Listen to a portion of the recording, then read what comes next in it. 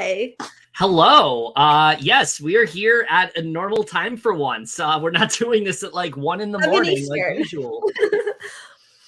But oh, also wrong background. No, that's a little awkward. Let me fix that right now. All right. Hello everyone.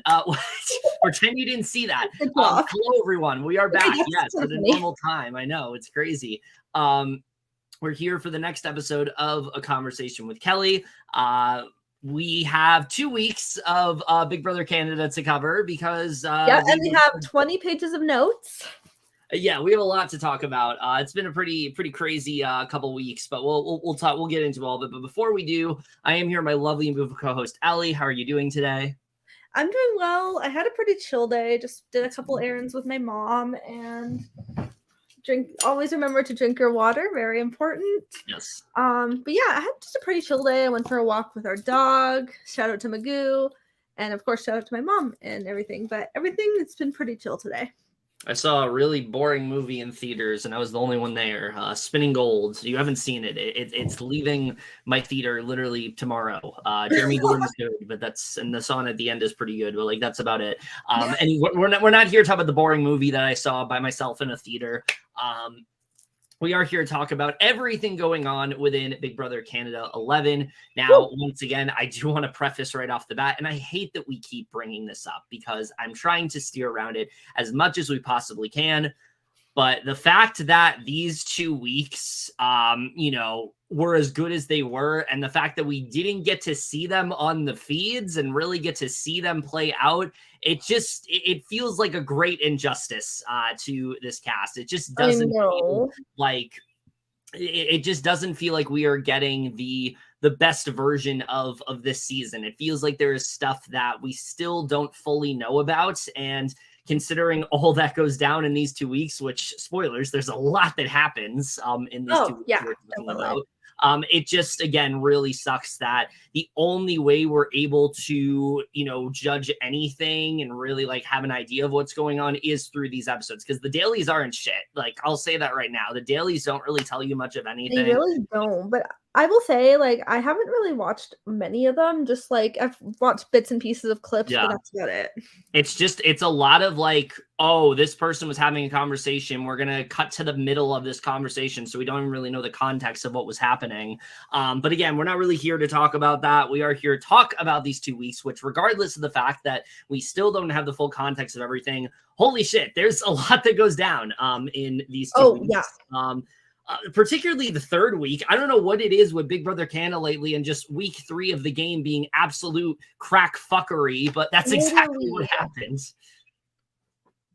It's literally like insane, but obviously we'll get into it later because like we have week 2 to discuss first. Yeah, so with that, we're going to get into week 2 here. Week 2, I will say, is a mostly straightforward week, especially compared to week 3. That week is definitely the more like crazy one we're talking about. But there is still a good amount of stuff to cover here. So I was going to go ahead and start off talking about the Tuesday episode of week 2. Again, I know we're behind 2 weeks. So you're kind of like, oh, this is old news at this point. Well, then come back when we're talking about week 3, because right now we're on week 2. So, I guess I'll put a banner. You know what? I'm going to put a banner. I'm going to put a banner that we're covering week 2. And then if you're interested in week 3, I'll put that there. So yes, here's everything going on within. Oh, I have to get rid of something first. Okay. Here is everything going on within week 2. So go ahead, talk about Tuesday. All right. I love this banner. All right. Kuzi says they all look guilty and look like they just committed a crime with this eviction, and she knows Zach is the mastermind behind this blindside, which is true. Yeah, I will say Kuzi's reads are just like like chef's kiss, honestly. Like they are so on point. She is so good. And Kuzi's like a big reason why it sucks we don't have the feeds, because like I'm just imagining how good she probably is on the feeds and what we're missing out on. They better bring feeds back next time, literally. Yeah, it's disappointing. It's very disappointing. Why what was their reasoning? Come on. I don't know. Maybe just to try something new for once. Capitalism. Anyway, go ahead. Yeah. Renee says the girls almost split the vote to keep JM, but says it was way too early to draw the line in the sand. She says the boys' egos would get hurt and there would be a lot of heat towards them and the girls. Right, Honestly, which we I will say Renee is also very strategic and smart too, but oh yeah. I wish the feeds again would show that as well. Like, because I feel like she would be really good on the feeds as well. Yeah, Renee is definitely someone to like watch out for. Not so much this week, but next week definitely there's a lot to talk about with her. Oh, yeah, definitely. Yeah, she says the boys' egos would Oh, get you just hurt. read that. Oh, yeah. Kuzi tells Roberto that she's never voting with the house again because she thinks it feels yucky. She just wants to play her own game, which is perfect. She also feels Zach and Santina are playing in the house, and Rob agrees with her. Renee walks in the room and Rob congratulates her. When Rob leaves the room, Kuzi asks Renee how she's feeling, and she says we need a girl to take it this week. I will say I love how much of a girl's girl they are. Oh, very much, very much. Although I don't know if I want to use the term girls, considering what happened in Big Brother 24 because of it. These are different because these girls are actually nice. But we do like how much the women are looking out for each other this season. With that being said, I think we can pretty much the only one who's not really is like Santina, but like I was gonna say with that, I feel like just these few scenes alone in the beginning of week 2 really just shows how badly Santina handled her HOH. Like everyone can see exactly what happened. Nobody's blind to what happened, and she's now kind of on like this island of sorts throughout the week because of it. Oh yeah, for sure. We then get back into the HOH comp. Yeah. Zach wants to win HOH because he thinks it's important to maintain control. He says he had a lot of control last week and he'd like to continue that. And I'm just going to say he's going to control either way. Like, I don't even think it matters if he was HOH. But in a way, he was HOH this week. Yep. Like, let's not try to dance around it. This was kind of Zach's HOH regardless. I know. Of the fact that it wasn't actually him winning. But, we'll get into that. Renee says getting the ball in these hoops is major hand-eye coordination and says it's super slippery. Dan came into this game wanting to lay low, but he was put on the block right away, so he has a new strategy, and that is to gain power in this house. Rob says he knows he's a physical threat, and people are going to see him as a target no matter what, so he's trying hard to win. Hope says this comp is made for him, and his strategy is to go where no one else is going. Daniel says he sees that the guys are going for all different baskets. He wants to make big moves in this game, and winning this HOH is just to solidify power. He's very out of breath, and his lips are dry, but he is not quitting. Kuzi says her aim is great, but the sliding and the aiming together is making her feel like an unaccomplished rat. She then started picking it up and thought she had this in the bag. Jonathan is very tired, but he's fighting hard and sticking it out. And Roberto's also feeling drained, but he's hoping he did enough to win. Right. Santina says the 3 house guests who scored the highest amount of points in no particular order were Ty, Roberto, and Dan. But wow, I'm so shocked. All the alpha males. Yep. But the winner is Dan, which means he's the new HOH. Which this was like, I think, the most random outcome. I don't think anybody expected Dan to get this. I had a feeling it was probably going to be one of the guys based on the fact that this was a very like physical endurance. Like they literally had an hour. I don't know why they gave them a whole hour to do this. They could have easily done this in like 30 minutes. And I think literally different results. But Dan is the HOH, and safe to say it's definitely not the greatest outcome. No. Remember when we had the high hopes for Dan preseason? Yeah, I will say, based on this week alone, any sort of hope we had for Dan, it's gone. We thought he'd be the dark horse, but nope. Yeah, I would probably give that to somebody else at this point, which we'll get into. Yeah, same.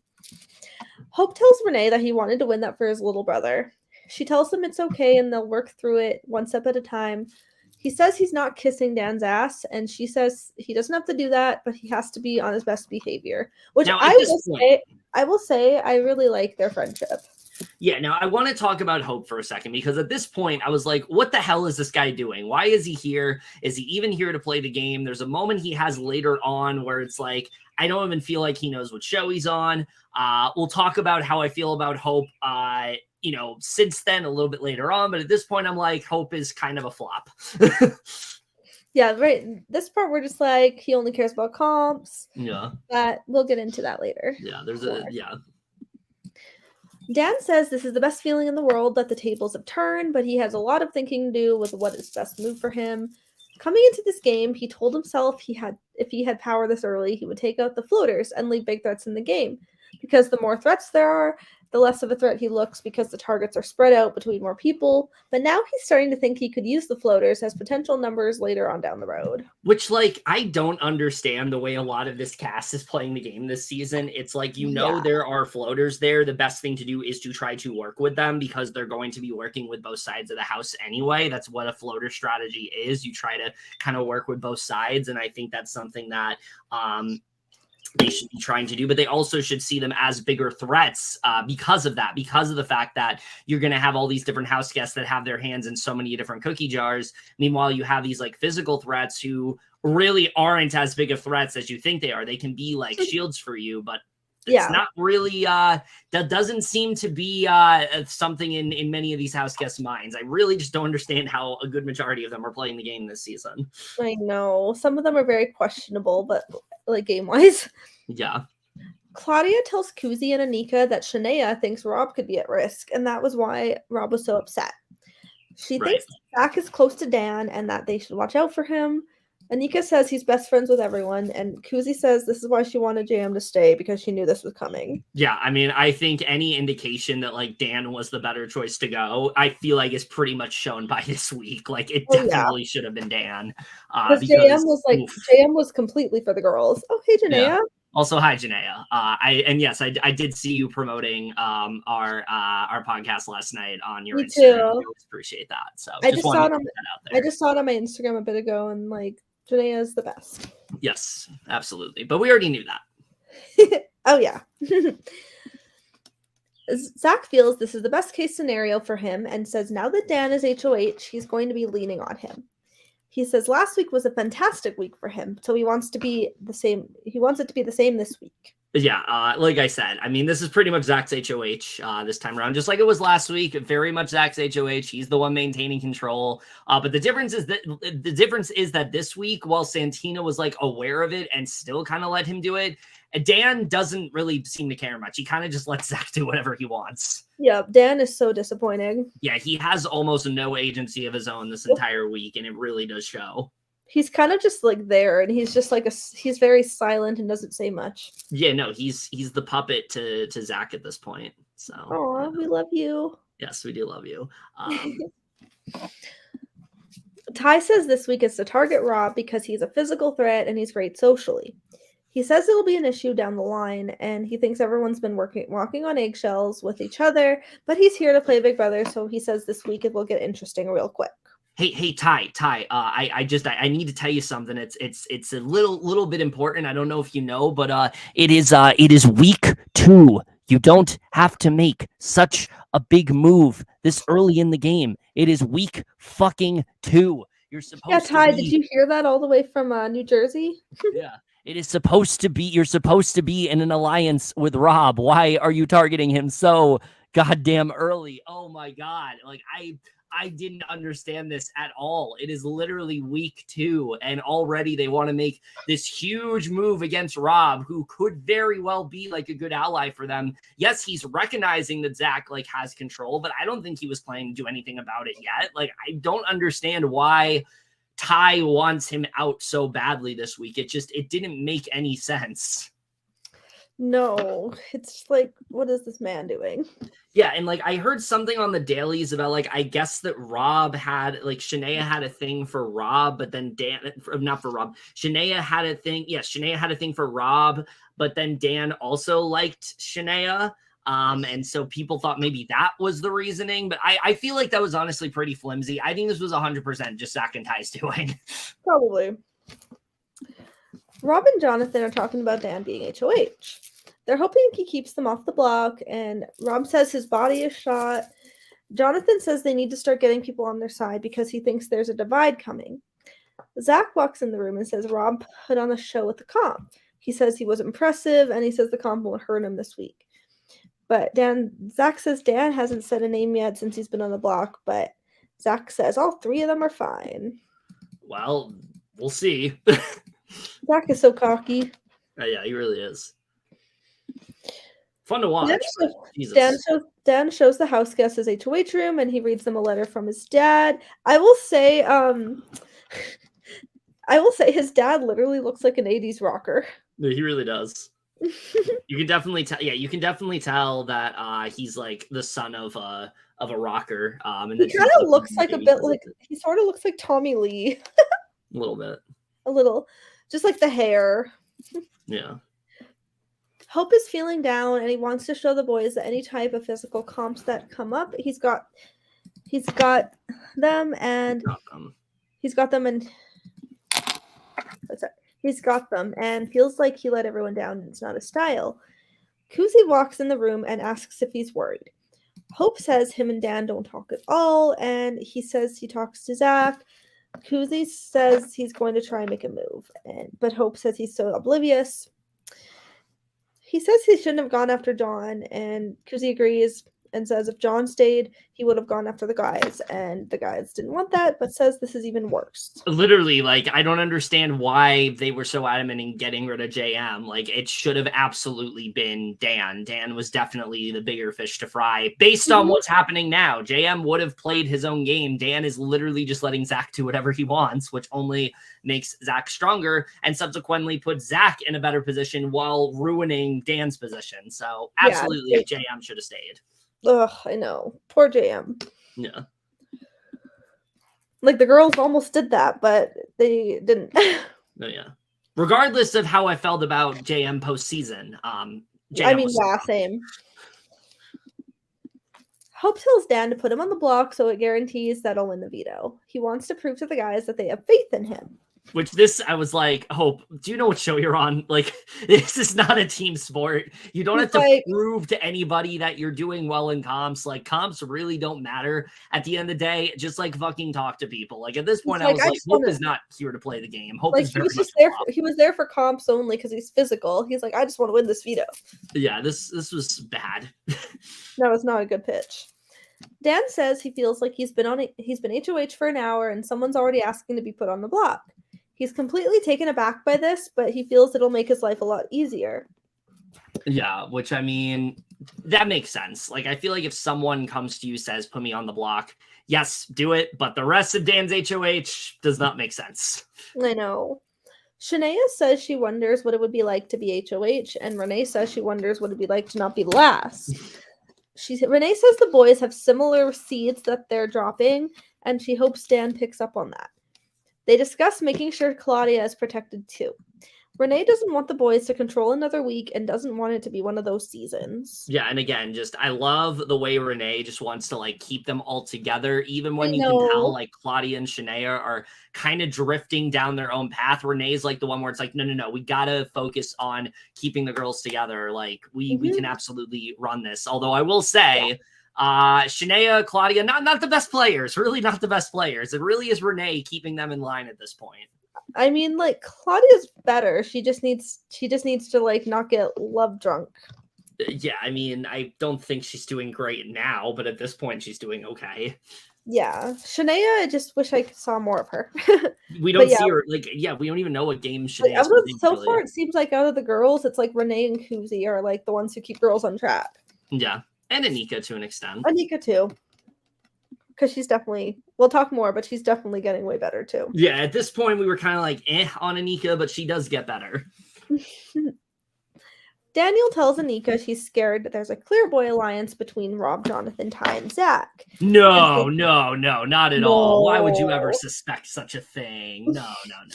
And says Hope is in rooms with them sometimes. He says then they have Claudia, Renee, and Shania, who are friends that won't put each other up, but says they would go after each other eventually. He says they're going to go for the middle, and that it's very clear who the middle people are. He says himself, Anika, Kuzi, and Vanessa are the free agents since they're not getting pulled into rooms when shit is going down, and Dan is one of them. Yeah, and that's exactly why Dan should not have allied with the guys this week, because he's in this like middle positioning. Like the people he should have worked with are like a Kuzi and Anika, Daniel. He could have been smack dab in the middle with them, and without getting into too much. I mean, those three are kind of in an amazing position right now, and it's because they're dead set in the middle, whereas Dan like actively sabotages his own game this week. Yep. Anika says Dan knows he can't get in with the boys because they'll pick each other over him. Anika leaves first, and Daniel says he needs to start the middle person rebellion because it's getting dangerous in there. Even the boys discuss scenarios of what Dan should do. Ty thinks Dan should put up Anika to not get his hands dirty, while Zach thinks Renee is a wild card and finish last place again. Like, come on, understand. Leave her alone. I don't understand his obsession with Renee. Like, straight up, I just don't understand it. I think it's just come to the fact that he doesn't like it when a woman is powerful and wants to take control, because it seems like every time. I mean, who knows? Maybe like on the feeds, maybe she rejected him. Who knows? I honestly wouldn't be too surprised, because later on there's like talks of Zach, Ty, and Dan like trying to work with the girly pops, and Zach says he's close with Renee, and it's like, what? We haven't seen anything of this. So maybe he liked her and she rejected him. I don't know. Who knows? I don't know. This is a very scary house. So it's kind of like Shania rejecting the guys too. Yeah. Which is the only thing they want to show of her, is like her and Rob, and then that didn't happen. So they're like, who cares about Shania? Yep. Which is like, are you kidding me? We literally thought Shania was going to be so good and cause fights. She could be. Like, that's the thing. She could still be good. We just don't know. They're not showing her. So we can't even say she's playing a bad game because we don't know what game she's playing. Yep. Zach thinks if he lets Rob linger and make relationships, he is a massive threat down the road. But if he gets rid of him quickly, it won't spread, and the same outcome will happen. That happened for JM last week. Exactly. Like, straight up, Rob gets it. Honestly, like, Rob is not even actually that bad. He's nice. Oh no, Rob is honestly much better than I thought he was going to be. Like, preseason, I wasn't really high on him at all, but I think he puts in legitimately some very good work this week. It just unfortunately doesn't quite go his way. Dan takes Zach to Wendy's, and because he's his number one in the house, and he wants to pick his brain a little bit. He gets a visit from Chris from season 8. Which was so random. Like, the most random choice they could have come up with. I think it's so funny. He tells him to take this win home for season 8 being cut short, and he goes back to Zach, who brings up that putting up hope is a level of ease for him, but then pulls out a bunch of gummy bears and makes. And I was like, oh god, not the gummy bears! Like, what is this fucking Big Brother can of 10? Is Gino gonna go on the block again?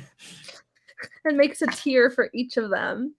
Brings up the 3 people he trusts the most, which are Vanessa, Zach, and Shania. Renee is in the bad tier because Zach finds her dangerous. Remember, Zach finds her dangerous, not because Dan does. Zach does. I know. He then asks for the next tier, which are the people he wants to put up in that, and that ends up being Hope and Rob. Zach says Rob is the highest threat to his game, and that after the comp, he was very fearful of him and would go after him if he has any power. He thinks his biggest thing is that he doesn't see people how they can help him. It's how they threaten him, and he would never get anywhere that way. He says he should be his backdoor plan, especially because people always wish they had made a move sooner. Again with the backdoor, I don't get it. Like, I don't understand Zach's obsession with backdoors. Like, when you I will say, like, backdoors are exciting, but like if they do too many, it's just repetitive. When you do it this often, it's like it makes backdoors no longer as special. Yeah. Okay. Dan talks to Rob and he tells him that he trusts him and asks him for thoughts. And Dan says he's bounced between a few people, but has an idea and isn't willing to share names yet. Rob says he isn't great at campaigning, but if he wants to help him talk strategy, he is here and admits he can be oblivious and run people the wrong way. Yeah, this conversation was so infuriating to watch because you can tell that Rob like wants to work with Dan, and Dan's like so like misted by Zach at this point. He can't even recognize that like putting up Rob is not a good idea. I love Wendy's and gummy bears too. Yes, me too. But I also love talking about what's going on in this episode. He is very on edge that he didn't give him any information and thinks someone may have been in his ear, and that Zach likely has something to do with it, and has once again won HOH. Yeah, literally. I mean, it is literally Zach's HOH. Mm-hmm. Jonathan agrees with Rob that there is more going on, and he says he is willing to go to bat for him, and he's worried someone may be in Dan's ear, and that his gut is telling him it's Zach. Rob says whoever goes to Zach and Ty will just have to take them out, and Jonathan brings up how Zach isn't going to win comps. So he's going to try and be an influence in the house and get in people's ears, and it's risky, but they know he won't win the game that way. And it really sucks because, like, I feel like in a different season, like, Jonathan could be in such an amazing position where, like, he could be someone that, like, gets information and he really fights hard for his allies and he kind of has this secret thing. But when you have such, like, domineering players like Zach and Ty, then you have, like, the middle with, like, Kuzi, Anika, and Daniel. It's very hard, it seems like, for Jonathan to, like, find his positioning in the house. And so I really don't know where he's going to end up at this point. I really want to hope he's going to do well, but I just don't think that's going to be the case because I just don't think he's in the position that he needs to be, at least from what we're seeing. Yeah, exactly. Hope talks to Dan, and who seems to be having second thoughts about going up on the block. Yeah. He wants to leave the decision in his hands, and Dan says he's unsure what he's going to do with him. Now not as confident, and he doesn't know if he wants to put him on the block. Which, like, he really shouldn't have any second thought here. He literally said, "Put me on the block, just do it." Like, yep. There's no reason to waver. Mm-hmm. And then we get another cringy segment from Tadia. Oh, my favorite. Oh yeah. The best showmance. Oh, yeah, for sure. Best showmans in the world. Oh, yeah. Claudia tells Ty it's frustrating seeing all of the girls at the bottom, and Ty says they will have their time and will be fine. And she asks if he will be, and he thinks he will, and she talks about how strong they were in veto. She thinks while they are getting close on a personal level, they are still getting to figure out what game each are playing. She is unsure of Dan's nominees and thinks it could be Santina, and he brings up that he's probably not doing that. And she tells him that he can't control everyone's HOH and that it may not be smart for his game to keep Santina in, and she doesn't like that he is holding info from her. Yeah, literally. I mean, what Claudia is saying is, like, the Ty needs to recognize, like, there's some days you don't have to have control. You don't have to control every single week. You don't have to control everyone's HOH. You can have influence for sure. Like, you can put ideas into their head, but you don't have to have this, like, control that Ty and Zach want to have. But Ty is too, like, high and mighty and too focused on his own ego to recognize, like, why this is a problem. And it's going to be his downfall in this game, is the fact that he doesn't want to take his foot off the gas at any point. Exactly. Like, so, Claudia and Ty are frustrating to watch because you can tell Claudia and Ty are so toxic to watch. They really are. And, like, if Ty wasn't nearly as cocky as he was, he really could have, I think, benefited from this, because Claudia is in, at this point at least, a really good position. She has the girls. Yeah. She has, other people on her side. He could easily, like, gain allies just through, like, prioritizing Claudia. But the fact that he doesn't, I think is mainly, like, his biggest flaw in the game, amongst a bevy of other things. But I think this is, like, the main thing that, like, precludes him from doing well. Yep. Renee talks to Dan, who is now wary of her because of Zach's prior comment, and he tells her he needs to consider what's best for him and the house and not divide the house. And she says it would be in his best interest to keep her around for longer than that. She hopes she can show what she brings to the table, but he is very unsure of what to do. Yeah, so we finally get to the nomination ceremony here. Yep. After considering a few options, he does decide to nominate Hope and Renee. Which is, like, I think the worst case scenario. Like, this is definitely Renee. There was no reason for him to nominate. You could tell that she was really, and what sucks about Renee is that, and people will talk about this, if the dead last twist had not been a thing, I don't think Renee would be on the block as much as she is. I don't even think she would have gone up this week, because the fact that she went up week 1 and, like, basically got off scot-free. Now people have this perception of her where it's like, oh, well, we got to go for Renee. Renee's a pawn. We got to go for her. She's really powerful. And it's like, literally, if that had not been a thing, if the dead last twist never happened and Renee wasn't a victim of it, I think she'd have a much different story this season. But unfortunately, I think so too, I think as long as certain people are in the house, mainly just Zach and Ty, I think that's always going to follow her. Yeah, like she's definitely like, well, obviously we'll get more into it later, but she's definitely doing better, but we'll see. Yeah, so we get into Wednesday here. We see Dan says he put up Hope because he asked him to put him up, and he put up Renee because she's a strong player with a lot of knowledge, and that terrifies him, and he hopes to get Renee evicted, but he also wants to backdoor Rob, much as Zach's doing. I guess she was very strong socially there, but like now she's kind of like in hit or miss. Well, I think it's more she's better strategically. Like she's really good strategically, but socially, like people just kind of find her threatening. But again, I wonder how much of that is her own fault and how much of that is just due to the fact that she escaped week 1 unanimously, and now people find her to be this big threat when she really isn't. As big of a threat as like people are saying, like she is, but people aren't like taking that to their advantage, and it's annoying. So he pulls Renee aside, tells her he doesn't know what to say to her. She's confused by how he came to the conclusion that she's such a detriment to his game, which she isn't at all. It's really just Zach is like so afraid of her. And Renee understands she's a strong social player and knows the game, but she thinks she can't win comps right now, which I mean, you know, I think is smart. I think it's good for her to realize like I'm not good to, you know, it's not good for me to win comps and whatnot. So she does confront Hope about what his game move is, and he says that Hope is confused that she's on the block. She says that people are going to talk now and thinks that he made a mistake, and people will flip on him the first second that they can, which, I mean, spoilers, but could be happening very soon, that they could be flipping on they could be flipping on Dan here. Like, it's very obvious that's what could be happening. So, you know, Daniel then talks to Kuzi. He doesn't know what's happening aside from Dan considering both of them pawns, which Zach informed both of them about. And Dan says that he will not be played by a man, and says that he started really low in this game and doubting himself, and has been working on his social connections. And his whole game is just being in a spot where people need him to make things happen. So, and I think this is a good game. Like, I think that's a really good strategy. I just feel like it's more of like a short-term strategy than a long-term one. At least that's kind of how I see with Daniel. How do you feel about Daniel right now? I mean,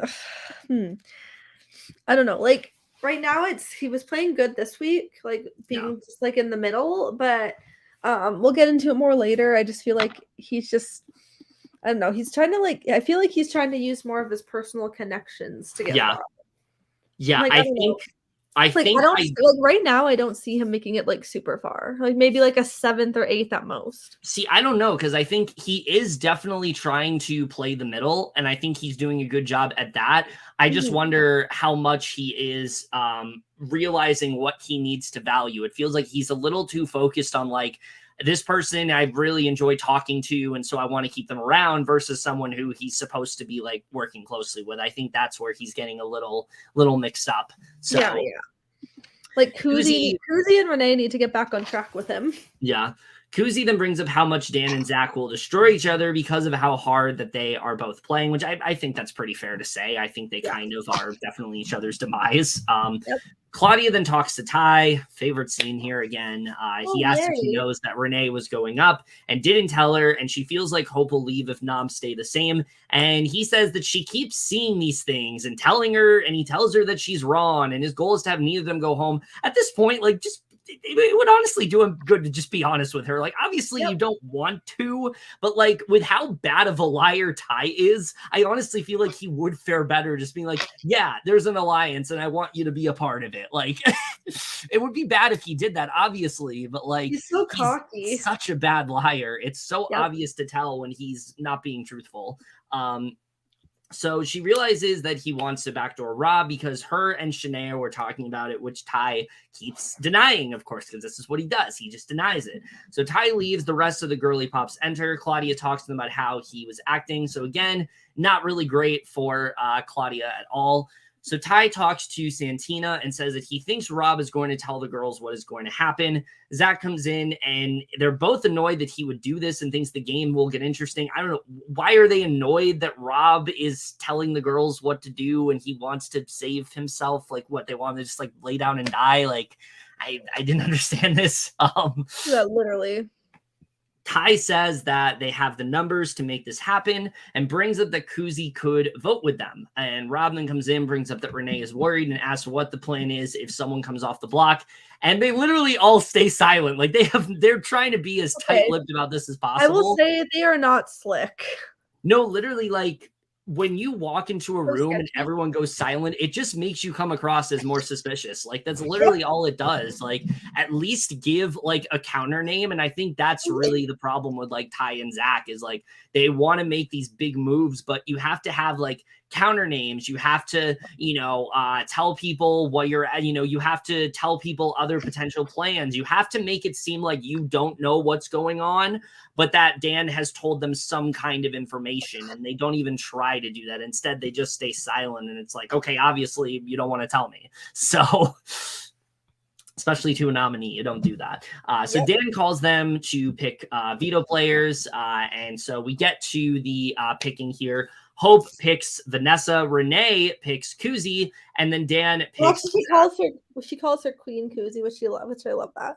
Yes, Dan then picks Zach, and then they will be playing alongside Hope and Renee. At least we got to see them pick players this time. We didn't have a bunch of fucking showman's drama like we did last week. So I was happy to see that. Although I will say, I miss the wheel. I really do. I liked the wheel a lot last year where like they got to spin it around and they land on the name. Too. I just thought it was a lot of fun. Now it's like they've reverted more to game board pieces and it's still creative. I like that it's still really unique, but oh, it is. Like I'd much prefer it over like BBUS where they just like draw names out of a sack. Like that's a little bit more boring to me. Yeah, I don't know. I liked the energy of the wheel, and I felt like it made this segment more exciting. But I'll take it, I guess. So we get to the veto comp, and basically it's a 2-part challenge that will test. Also, Shanae is hosting. Yes, we get some airtime from her, which is not something we say very often. Something I noticed also was like every time Shania like could potentially have a scene, they literally cut away from it and show somebody else. Like it feels like every time they just cut away from her. They're just like, let's purple her. Yeah, they don't care about Shania. Like I don't know what game she's playing, but like they clearly don't care about it, which kind of sucks. But basically, this comp is a 2-part challenge that will test their puzzle solving skills. They're going to have to assemble a Philips Sonicare puzzle. Once they solve that, they're going to raise the puzzle vertically on its base without dropping any pieces. And the order in which they complete the puzzle will determine their rank in part 2. And the winner of the final round will win the veto, and they'll also receive $5,000. So ultimately, it comes down to Hope and Zach. And let's talk about this. Listen, I'm going to ask you a question. If you were Zach in this scenario and it's down to you and a nominee, would you take the veto for yourself or would you just like let the nominee win? I just honestly, I would just give it to the nominee. I'm like, just save yourself. Yeah, literally. Like at this point, it's like you're literally against Hope. He's going to come down. Rob can go up. There's no reason for Zach to win this veto. And yet just because Zach is so fucking arrogant and just wants that win so badly, for some reason he wins the veto here, which was such a terrible move for him all around. And I honestly feel like stupid and selfish move. There's a lot of things Zach did wrong these last 2 weeks, but to me, like this was a game-ending move. Like this right here absolutely like solidified, yeah, Zach is fucked next week. Ugh, he did not need that veto. It was so annoying. Yeah, even Ty in the next scene basically tells him like, bro, you shouldn't have won the veto. It's like, okay, at least Ty recognizes that like this wasn't the right thing to do. But basically he does talk to Ty and he tells him that he trusts Dan more than Claudia. And Ty says that Dan has to go next because of how strong of a competitor that he is and how easily he can flip the house on them. And Zach is being seen as this big threat that they don't think he's the mastermind and instead think that it's Dan. And I will say, Ty, I don't understand the way he's playing. I thought he had the right idea here where it's like, okay, let's let Dan take the fall for this. Let's not try to put it on us. The problem is in Zach winning the veto, I feel like Zach pretty much solidified that like, yeah, I'm the one in control this week. I want to make this happen. So I feel like if Zach, again, had not have won that veto, I think they honestly could have just let Dan take the fall. But, Zach didn't quite think that through. So... yeah, didn't really work out here. So Vanessa then goes to Hope, who's crying, says that she was sad and she'd think that she'd throw the veto to him because she wouldn't do that and then would tell Zach how to beat him. Vanessa finally gets some airtime here, another one that like we haven't really seen a lot of, and a real shame because my God, Vanessa is definitely someone that's here to play, and we really do get she's such a little firecracker. She really is. So she breaks down, says she wouldn't throw it, but is here for her and wouldn't give Zach 5K. She tells him that if it was just vetoes, she might have considered it, but the 5K could have helped put in money for a whole semester of college for her child. So Zach is annoyed that she's like crying about everything, that she's just like really emotional. And Vanessa... Zach's being very disrespectful. There's nothing wrong with being emotional. Yeah, Vanessa just goes off on Zach here, basically brings up what Hope said, and Zach says that he did speak rudely, that if she was going to be emotional, she shouldn't have been playing the game because he was frustrated in the moment, and she says that it's okay if people are emotional playing this game because it's a human thing to do, and with this being a social game, they are supposed to feel that way, so emotional people can play this game. He says he doesn't want to make anyone feel small or feel badly, which he's literally doing right now, but okay. She continues to defend herself and that she took that emotion and spoke to him about whereas he didn't, and she's just trying to make an example out of it. He walks away, but she's not going to let him. She's going to continue doing what she's doing. Yep. Literally in front of everyone, tells him that he's the kind of guy who has to try to be nice. And remembers when he told her he wasn't always a nice guy, he tried to attack JM's character and she had to pull him back in from doing that and calling him a mean guy, and that's okay to be emotional. He calls her a sore loser here. She says that they're on the same page, reminds him when he was trying to run HOH and trying to tell her what to do if she was to win veto. And Anika's trying to hold her back, but she says that someone needs to blow up the game and brings up last week when he wanted to vote Rob out and that every time he's trying to run everything, and they tried to get out Rob last week because he had his name in his mouth to get the numbers to see if he could do it. And she says that everyone can see it and she's not the only one, and that he went wrong saying she's too emotional to play the game, and he doesn't think that he went anywhere. So yeah, Vanessa just really goes off on Zach here. What did you think of this scene? Like, honestly, Zach's one to talk about being a sore loser. That's him. We'll talk about it later.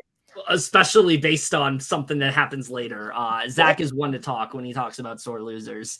Remember him saying that. Remember Zach saying, yeah, you're being a sore loser, because we'll come back to that a little bit later. He's such a dick. Yeah, I love this. I love that Vanessa just like called him out on his shit. I like that she wanted to let him get away with like what he was doing. Again, we haven't really gotten to see Vanessa all that much, and it's a damn shame because she seems like she's someone that like you don't want to cross her. You don't want to cross her. She'll go off on you, and I was very much here for it. Like, oh, me too. I don't know if this is a good comparison, but it kind of reminded me of like a Brett and Rockstar, that kind of whole dynamic where she just was not going to let him get away with his arrogance. I feel like in this situation, like Vanessa's Rockstar and Zach is Brett. I feel like that we definitely were robbed of like getting to see more of this. And this again is something more we could have seen on the feeds, but the fact that we don't have them, it's just very disappointing. Very disappointing and sad. Rob then goes to her. She brings up how much of a snake that Zach is and that he was running Santina's HOH just like he's running Dan's. So they laugh about her blowing up the game because of how boring it's getting. And he goes to Zach, Ty, and Santina if this is actually happening. And Ty just like blatantly just starts laughing about it. And I'm like, why? Why are you laughing about this? Like literally Rob could be going home here and you're straight up laughing about this. And you're supposed to be working with Rob. Like if Ty wants to, again, let Dan take the fall for this, laughing about it is probably not the best way to go about it. I don't know. Nope. Like, don't you think that's probably not the greatest idea? Mm-hmm. So he wants to know why she would have this inclination to say this. Zach says that he wants to sit and chat with him about this tomorrow. Santina feels that this really made her rethink her game and what the past week has been like, allowing everyone to control her, which she isn't okay with. And this is where I really start to like Santina. I will say, I think Santina really turns things around in this episode. She decides to ask Dan what he wants. He says he doesn't know yet. And she says that she doesn't want Ty and Zach to make the decision for him and tell him what to do. And she admits that they had a lot of influence over her putting up JM and that they both made up lies and she believed them. And so he thinks that basically, you know, they will have a lot of thinking to do about what is best. And I like that she just like lets it all out pretty much. Like she's like, yeah, I was doing their bidding last week and we got to get them out. Like this is exactly the way you let somebody else take the fall for your mistakes. And I think Santina did this actually very well here. Oh, I think so too. She did. I mean, I never even disliked her. She was just never like my top favorite. She was just very frustrating. She's definitely impressing me here. She just has frustrating moments. Yeah, she was just very frustrating the first week. But I do think at least since then, I think she's been able to turn her game around. So, and I think we're seeing that here. So basically, she then goes to talk to Zach, says she feels when she expresses how she feels that he is so good with his words, he convinces her of something else. And though she isn't necessarily good with Rob, she feels they could have used him going forward for their game. And he says that he's over it. He's not trying to persuade her in any way and doesn't see it the same way as her and that her game is better with him, but his is not. And she says that if they're a team, it's better to look out for other people's interests. And he says at this point, he doesn't feel she is looking out for his. And so he asks if she's trying to play or win and only believes what she wants to. And she asks if she's supposed to just continue taking people out of the game that is best for her game because it's best for his. And he tries to convince her that they aren't good for her. And she says if it's best for her, for his, do it. But if they're a team, he's going to hear her out. And what she also thinks is best for her game, because last week she heard him out. And I agree with her here. Like when you're a team, you're supposed to like present names to each other. You're not supposed to just dictate what the other person is doing. And so I like that Santina was able to figure that out here. Oh, me too. That was great.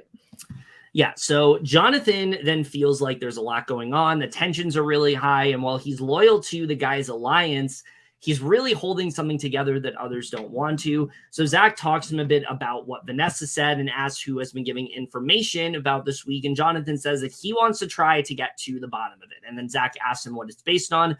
Jonathan doesn't really seem to be telling him much at all. So Zach says that Rob is going around to everyone acting paranoid and he's not asking him anything. So he's doing so for him and nobody presses him because everybody has a different personality. And if he presses him, it goes a certain way. And he's now pressing everyone else, turning everyone against him and putting him in this very difficult spot. So he has no idea what is actually going on. And Jonathan also seems very conflicted here, but not 100%. He knows that Rob is probably going up. And if he loses his ride or die, he feels that he will be fighting battles alone. And he's in shock that this would happen so early. So he goes to Santina and says he isn't built for this. He's grown very close to the guys, considering them like his brothers, and he doesn't know about alliances or anything, and there's no friends or plans, and he's not too familiar with all this, but he can't go against the people that he legitimately likes because it's not in his heart. And basically, he won't even be upset if people target him because he knows it's a game. He talks a little bit about his mom having stage 4 cancer and that in her last moments dance before she passed away. And there's simply bigger things in the game because of it. So Jonathan's not going to be someone that like takes things personally. Like if you're going after him, he's going to understand it because he's dealt with worse in his life. And basically, he seems like a very nice and genuine person. Yeah, but if I'm being honest, like Jonathan also strikes me as like just a little too nice for Big Brother. Like that's kind of how I see him. It's like he's not willing to make those like cutthroat moves, and I think that is what's going to cost him at the end. He's like very sensitive, so I feel like he'd be the person that goes to jury and just like I'm rooting for all of them. I'm just going to vote for who played the better game. Yeah, especially what he says here, it's not great. He says he wants to ask Zach to use the POV to put him up because if it's Rob, he thinks he can be a stronger player than him and he'd be betraying someone he considers family and he never do that. He feels that they are brothers in a deep way and he wants to fight as hard as he can to keep him around because he believes in him, but he doesn't know how to fight this one. So he's feeling very defeated here, not really knowing where to go. And that's how this one ends. We actually actually don't get to see the veto ceremony, which I thought was odd. I thought it was pretty obvious that Rob was going to go up, and I didn't think the Jonathan thing was actually going to happen. It's like to be continued. Yeah, what did you think of this whole thing with Jonathan potentially wanting to go up on the block here? I mean, obviously, it's not really the best decision because, like, when people like offer to go on the block, that's not good because, like, you can really risk yourself leaving. Yeah, that's unless there's unless you're for sure gonna be fine, or like say with the veto, but there's not really it's very risky to do that. So like it wasn't very good for him. Yeah, let's say he was against Hope on the block. I think there's a chance he would have stayed. But like if he had actually done this, I think Jonathan absolutely goes here because Renee just has too many people in her corner that are going. Or if he was up against like Kuzi, I feel like as well. Yeah, that too. Kuzi is someone who would stay for sure. Yeah, like I think Jonathan absolutely goes here no matter what if he does that. So again, like while I appreciate the fact that like he's trying to be like this very like loyal ally to Rob, I think again, like I said, I don't know if Jonathan necessarily is made for this game. I think he's just a little too nice. And I think the fact that I kind of get like double eviction vibes from him. I honestly could very well see that. I think the fact that I could see him being like the first one or the second one to go in a double. Yeah, I think the fact that he isn't really willing to like make a big move, I think is really going to hurt him in the end. Yeah, I see. So. Yeah, he'll probably go in like the first double or something. Yeah, maybe I'm wrong, but right now, like I just don't really see it. Yeah. But anyway, let's finally get through this week and talk about Thursday. All right, Thursday. Dan says the house is in shambles after everything that happened in the past 24 hours. And I'll just say right now, this is not the worst the house. This is not going to be the last time the house is in shambles. Definitely not. No, not at all.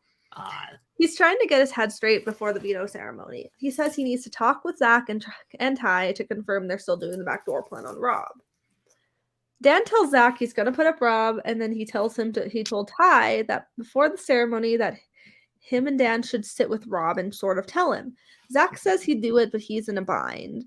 Again, I hate the fact that, like, he has to go to Zach and Ty. He has to get their permission. He has to be the one to, like, you know, they have to be the ones to pitch things to him. He can't come up with his own. It's like, he's such a fucking weak player. Like, he doesn't have any agency of his own. He can't in any way, like, be like, no, this is my HOH. I'm going to do what I want. And I will say Dan's just like very easily manipulated, and then Zach, like he could have just told him himself too, because it's like Zach is just wants everyone else to do his dirty work. Pretty much, yeah. Like it just, or even like don't even get out Rob this week. Like just present it to Dan, say maybe Rob could be a potential threat down the road. Like just hint that, just an idea, just to present that in the event that it happens. Don't try to push him into doing something that doesn't make sense for his game and then actively ruin his game. Like it didn't make sense at all. I know. Zach is letting both Dan and Ty tell Rob before the ceremony, so he's prepared and doesn't come out swinging. And so he won't be in that conversation because he can definitely tell people are beginning to feel like everything is being influenced by him. I wonder why. Why would they possibly be thinking that? Literally. It's not like that's what you wanted to happen. Zach tells Dan and Ty that they should say after what happened with this big explosion, Rob and Vanessa's names have been coming to him. Yeah. Dan and Ty give Rob a heads up out of respect that Hope is coming down and that he's going up. Dan apologizes and says it's just how it is, unfortunately. He said they wanted to let him know beforehand so he's not blindsided. Which, Rob I respect that, I will say. Yeah. Rob says he doesn't know if now is the time to rebuttal, but asks if he wants to talk about this. Rob says there's a narrative here that's being pushed by one person, and he can idly sit by and let that narrative keep continuing or recognize it because they're strong players. And I really was impressed by Rob here because it's like, this makes perfect sense. It's like, listen, you are being controlled by somebody else. You do not need to do this. This doesn't make sense for you. And you need to recognize that, like, this is not your decision. And I'm going to help you make that decision and we can figure out a better option together. It's not him being like, well, Zach needs to go. You need to put Zach up. That's not what Rob is saying. Rob is just saying, like, listen, you're being controlled and I can help you, steer things in a different direction potentially. But Dan wasn't willing to listen. That's the other thing with Dan. Like, he has no like wiggle room here because he's been so controlled by Zach. He's basically limited himself to where now he basically just has to do what Zach says, which it didn't have to be this way. Which is just not good. Yeah, it really didn't have to be this way for him at all. He says there's someone running this game and someone that might not be as physical as them, but that's dictating this game and using people to do his dirty work. He knows this isn't coming from Dan. He's won 2 HOHs and gets close to people that have power. Mm-hmm. He wants Ty and Dan to think critically and save him to flip this game because this will happen week after week if it continues. Mm-hmm. Yeah, Rob that was really such a good pitch. Such a good pitch. Yeah, it just sucks that, apparently didn't matter. It's finally time for the veto ceremony in which Zach decides to use the power of veto to save Hope, which is like what happens. It's ironic with what happens next time. Yeah. Next week. Yeah, well, yeah. Dan decides to nominate Rob in his place. I didn't even think about that. That's really funny in retrospect. I know. Dan decides to nominate Rob in his place. His reasoning for nominating Rob is because since the blow up and after the Talking to the House, his name keeps coming up as someone who has the potential to create drama, which he thinks has a negative impact on the house. He does not cause drama. It's literally Zach. Like, it's not Rob. Guy. Like, most of the drama has been because of Zach. Literally. All of it's been because of Zach, pretty much. Yep. Dan hugs Renee and tells her she's not going home and to stay strong. Dan doesn't feel the best about putting up Rob because he's starting to think Zach might be playing him. Mm-hmm. Yeah, I don't know. Maybe just a little bit. Yep. He feels like he's sitting in a moral dilemma right now. But he did what he did and just has to live with it and move on, which is like, I fucking hate this. Like, why can't you could, like, Dan could have still gotten out of this week and like been okay. Like, what he could have done is he could have said, like, listen, I was controlled this entire HOH. Zach wants Rob to go. I'm not saying you have to go for Rob, but it's not really what I wanted to happen. There were ways that Dan could have gone out of this, but he literally just like sits by. He's like, all right, I'm just going to let him control. Like, that's what's so like frustrating about Dan. It's like, you literally recognize what's happening, but you're not doing anything about it. It's so bad. And also it's like Santina also regretted her HOH too. So now Dan is. So it's like, you both let Zach control it. I mean, at least with Santina, like, she's doing something about it. Dan does nothing. Yeah. Dan's just letting him do things. Yeah. Vanessa hugs Rob and says they'll get the numbers. Rob says the veto ceremony. Oh, wait, hold on. What? Oh, yeah. Oh, yeah, sorry. Rob says the veto ceremony just finished and he knows Zach controlled Dan's HOH with this move. His mission right now is to make sure the house wakes up. And he says they got to start recognizing who is dictating this game, and they shouldn't be running around scared. Yep. Yeah, definitely. Zach puts his arm around Santina and kisses her neck and says this was a bold move. He tells her he thought Dan would have more willpower than that. He didn't think he'd be so easily convinced, and Santina says they need to get them to understand that we're playing Zach's game, and if they continue to allow it, he's just going to be at every HOH kissing their ass. Also, I feel like with what happens, I feel like Santina and Rob would probably be a showmance. Either a showmance or I think regardless, like, they'd be very close allies. And I think that what happens here is not good for Santina. Like, I think Rob staying was the best thing for Santina. He was on her side. They both kind of recognized like what Zach was doing. They had a chance to do something. Because like the only person she really has now is like Ty. Pretty much, yeah. At this point, at least. Yeah. Rob says Zach's a big bad wolf watching the HOH room. He doesn't think it's fair because they're not pawns and moving around this house like it's guard dogs. Exactly. Mm-hmm. Zach asks Jonathan if he wants to talk, but Jonathan says not right now because he's going to have a cup of tea. Jonathan really is just like, I'm not here for the drama. I need to just like relax. He's like, I'm gonna have tea. I'd rather not talk to you right now. Yeah.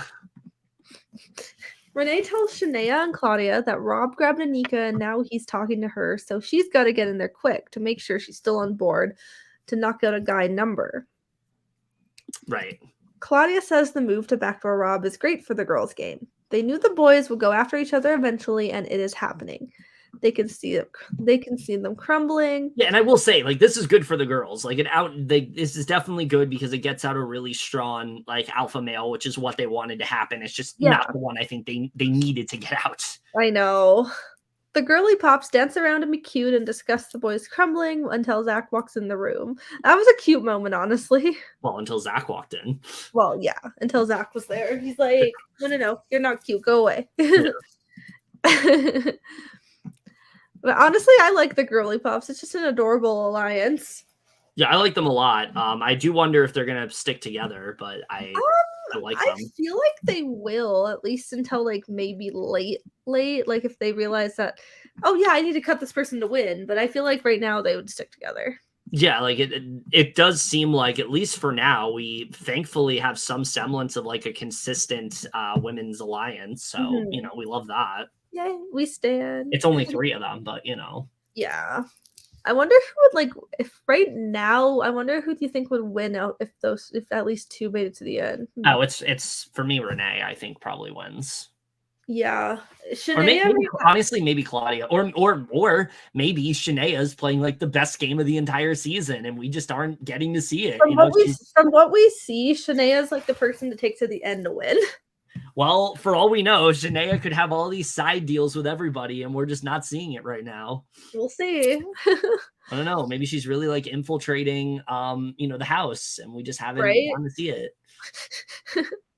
Jonathan says his gut told him this was coming. He's angry and upset because this boy is on the block.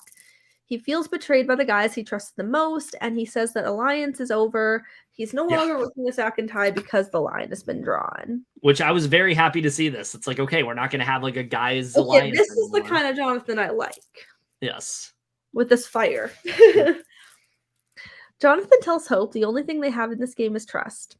He knew something was working in the shadows. He tells him that it's too early to make this move. Yeah, and this is really kind of the start of like we see this more next week. There is definitely like a very close potential duo between Jonathan and Hope, and I think it's good for the both of them. Oh yeah, I think especially as the weeks go on, like those two definitely need each other. They do. Rob, Santina, and Jonathan hug. Jonathan asks how much Zach lied to both of them and says he's been lying to everybody. Santina tells Rob he's taking this very well, but he says he's not because on the inside he's bubbling. Yep. Rob knows he has a good support system and they'll make some noise to be safe. They have one mission and one mission only. Santina tells them Zach only trusts her and Ty. She says she has to run with that for now, but she will go against them, which we like that. Oh, yeah. We'll go against him.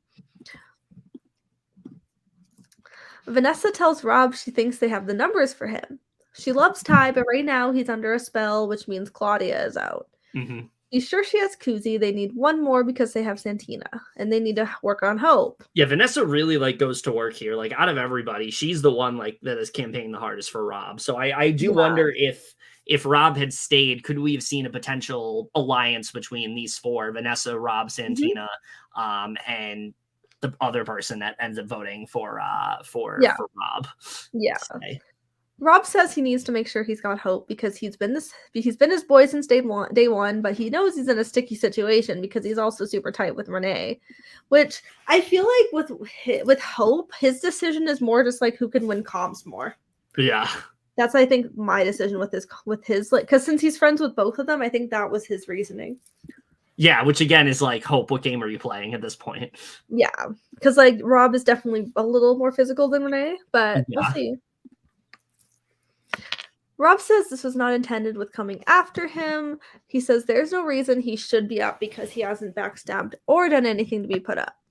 He hasn't been in a position to talk sneaky game, and he tells Hope they're not puppets. He tells them to just stick to what his heart tells him. Literally, like, Rob hasn't done a thing. He lifted a finger and they said he's a threat. It's like, really? What kind of threat is this? Yeah. Daniel talks to Rob and says his position in the house hasn't been not to be campaigned to, but then told last second. Yeah. Rob's strategy with campaigning to Daniel is to convince him he is a player and not a pawn. He's floating within the house. He wants to make sure he knows he has his back. but he can be the deciding factor of whether he is going home or staying here for next week. Rob values Daniel because going forward, he doesn't know who to trust, especially with this being a straight blindside. He's telling Daniel that one person is dictating the way this game is run, trying to get people to target Zach next. He tells him that Zach is using everyone he's close to and that he knows how to talk to people and be buddy-buddy. Rob doesn't want Season 11 to be known for one person controlling the game. Daniel's question for him is that a team that is being built, is everyone's target going to be the same person? Wait, are you frozen? Oh, no, you're not. You're good. No, I'm waiting for you to read the next note. I think it was just like StreamYard just acting up. Yeah. All good, though. Daniel thinks Rob's campaign is pretty damn good, but thinks this game is really hard and he's not totally convinced right now on what to do. He wants to connect with Kuzi and see if she can really help him get his head in the game and figure out what's best for him going forward. Yeah, and once again, I think, Rob is doing everything he needs to here, and I think Daniel could have been a potential ally for him. It's just not quite the way it plays out, unfortunately. I know. Daniel tells Kuzi he doesn't know who to trust in this place. He wants to get rid of Roberto because it doesn't make sense to keep a competitor in the game, but his worry is that he keeps getting these red flags from everybody. Yeah, I mean, that is very much what's happening. Oh, yeah. Zach tells Vanessa he obviously doesn't want himself or for her to feel uneasy in the house. She says it's a tough game in a tough house and that it's testing the limits. She says they don't need to rehash the situation. Zach apologizes for getting personal and says it's not fair to him to hold the personal stuff. He doesn't care about blowing up the game. He wants this experience to be enjoyable for everybody and for her. He says he's not perfect and he says he'll say stupid stuff, and Vanessa says a lot of stupid stuff. Yep. And Vanessa says that's why they're butting heads. She says he has to understand that if she exhibits an emotion, it's because she's sensitive. And he says he's going to work on what she said. They hug it out. Remember Zach saying he didn't want to blow up the game. Just again, remember that real quick. Oh, yeah, for sure. Like, really, sir? Okay, Dan reads a card to the other house guests about how the Wendy's reward points are earned. Oh my God, so exciting. Winning HOH is 500 points, POVs 250, surviving evictions 150, selected by HOH for breakfast 150, and complete a week of the game is 100. And this is where this segment should have stopped. Literally right here, it should have stopped. Daniel has been dying to know what these points are for, and although he still doesn't know how to use them, he knows how to earn them, and he says he's going to be racking them up. And then we get to the point in the episode that I really have a problem with, where they show the entire fucking leaderboard of how everybody's doing. I know, but like right now, it's Kuzi and Dan with 1250, Santino with 1100, Zach with 1000, Ty with 850, Renee with 750, Vanessa and Shania, Roberto and Jonathan, Hope, Daniel, and Claudia and Anika with 600. Yeah. What did you think about this? I was very hit or miss with that. Like, I didn't hate it, but it's just like, why would you show the leaderboard? Because it's going to put a target on people's backs, most likely. That's my thing is like now that because these people are like very perceptive, if I was in the house, I would literally be like taking notes of what everyone's like score is and things like that. Like I would be memorizing that and see like, okay, Kuzi and Dan are in the lead. We got to make sure that Kuzi and Dan are both targeted here because they have like the highest points. It's like all this does is give people incentive to like vote people out for reasons that are beyond their control. And I just feel like doing this, it just takes the fun out of the entire thing. Like nobody's going to want to get Wendy's points now because of this. Yeah. Kuzi's excited. It just kind of defeats the purpose of the whole thing, in my opinion. Yeah. Kuzi is excited. She's in the lead for the points. She says that means JM left the points for her. Yeah, what she did. Yes. Dan says Big Brother has hidden reward cards throughout the house, and they have 5 minutes to search around, and there are 15,000 points up for grabs. Which this is the only thing. It now makes the March of the Moose task a lot more vital because now they have these points. Shania says she hasn't run this much since grade 8 volleyball, and everyone seems to be having a lot of fun doing this. Renee says the mess they're making today is absolutely bananas. This task has her running so much. She's very exhausted, and her butte is ready for her nap. Yeah, we don't usually talk about the tasks at all, but like I said, now with these Wendy's points, we kind of have to because they actually. I feel like it's kind of a fun one. It's definitely an interesting touch. I mean, I guess I just wish they didn't show the leaderboard. I mean, yeah, same. Like, just show it to them privately in like the diary rooms. Yeah. Updated leaderboard is Dan with 1975, Daniel with 1950, Hope with 1825, Roberto with 1750, Santina with 1675, Kuzi with 1650, Ty with 1625, Zach with 1600, Renee with 1550, Claudia with 1500, Anika with 1450, Shania with 1400, Jonathan with 1300, and Vanessa with 975. Yeah, again, didn't really care about this, but I really wish they didn't show the fucking leaderboard. I know. I want to reiterate that again. Renee thinks Daniel doesn't want to talk game today. She wants to give people their time to think and process that there was a big move done this week. The question that's coming into this is whose move is this? She thinks it was a huge move that is going to crumble them a bit. If he leaves, they'll be in hot water, and Daniel feels more solid with Renee, and he's tired of these men feeling like they're good. Renee would like to see the numbers on the girls' end because when it's their turn, it will come in hot. She says she doesn't think they have to puff their chest and say their shields. And I really feel like this was like Rob's downfall. Like, I think if he was against anyone that wasn't Renee, I think he really could have had it. Like, let's say it was Shania and Rob, I think he definitely had a better chance of staying. Yeah. But because it was Renee who like has honestly done a really good job of just like getting on everyone's good side, making the connections that she needs to. People feel close to her. There was no scenario in which Renee was gonna go over Rob here because people just exactly. But that being said, I think both of them. If it was a Shania, they'd probably just say like she's not doing much. Let's just get rid of her. Yeah, I mean, for all we know, she could be like the top of the totem pole in terms of like social games, but we'll never know because they don't show it. In all seriousness, I don't think either of them did a bad job here. Like, I think both of them campaigned to their fullest. I think it really just came down to like he was against Renee, and that's why it happened. Yeah. Anika tells Jonathan and Kuzi this is a lot to process. Kuzi is at 50-50 now. Yeah, because I mean, there's pros and cons for both. Right? It really is. Jonathan is ready to fight for this guy and dive in the deep end. He's really going to put in some work to make sure he stays. Jonathan tells Kuzi and Anika that the last two HOHs have been Zach's. He says if we get the votes to keep a powerful asset, we'll control this game. Rob is a dominant force and a really good person, so he'd be a good asset to have because he's not a dictator. Kuzi says she's actually leaning towards keeping him, and Anika says Vanessa is definitely keeping him, and she's also agreeing with what Jonathan is saying. So, like, they're very, like, up in the air. Yeah. Because, yeah, there is pros and cons. There really is. Zach is frustrated that his name is popping up in the campaign strategy. He's tired of hearing through the grapevine what this person is vaguely saying. Well, then maybe don't control people's HOHs. Like, I don't know what you want. It's not the Zach show. Also, don't win the veto, because that also is what did it to him. He did not need that.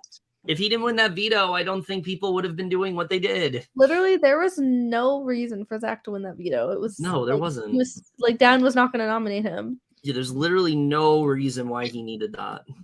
Yep. Zach confronts Jonathan because he wants to clear something up.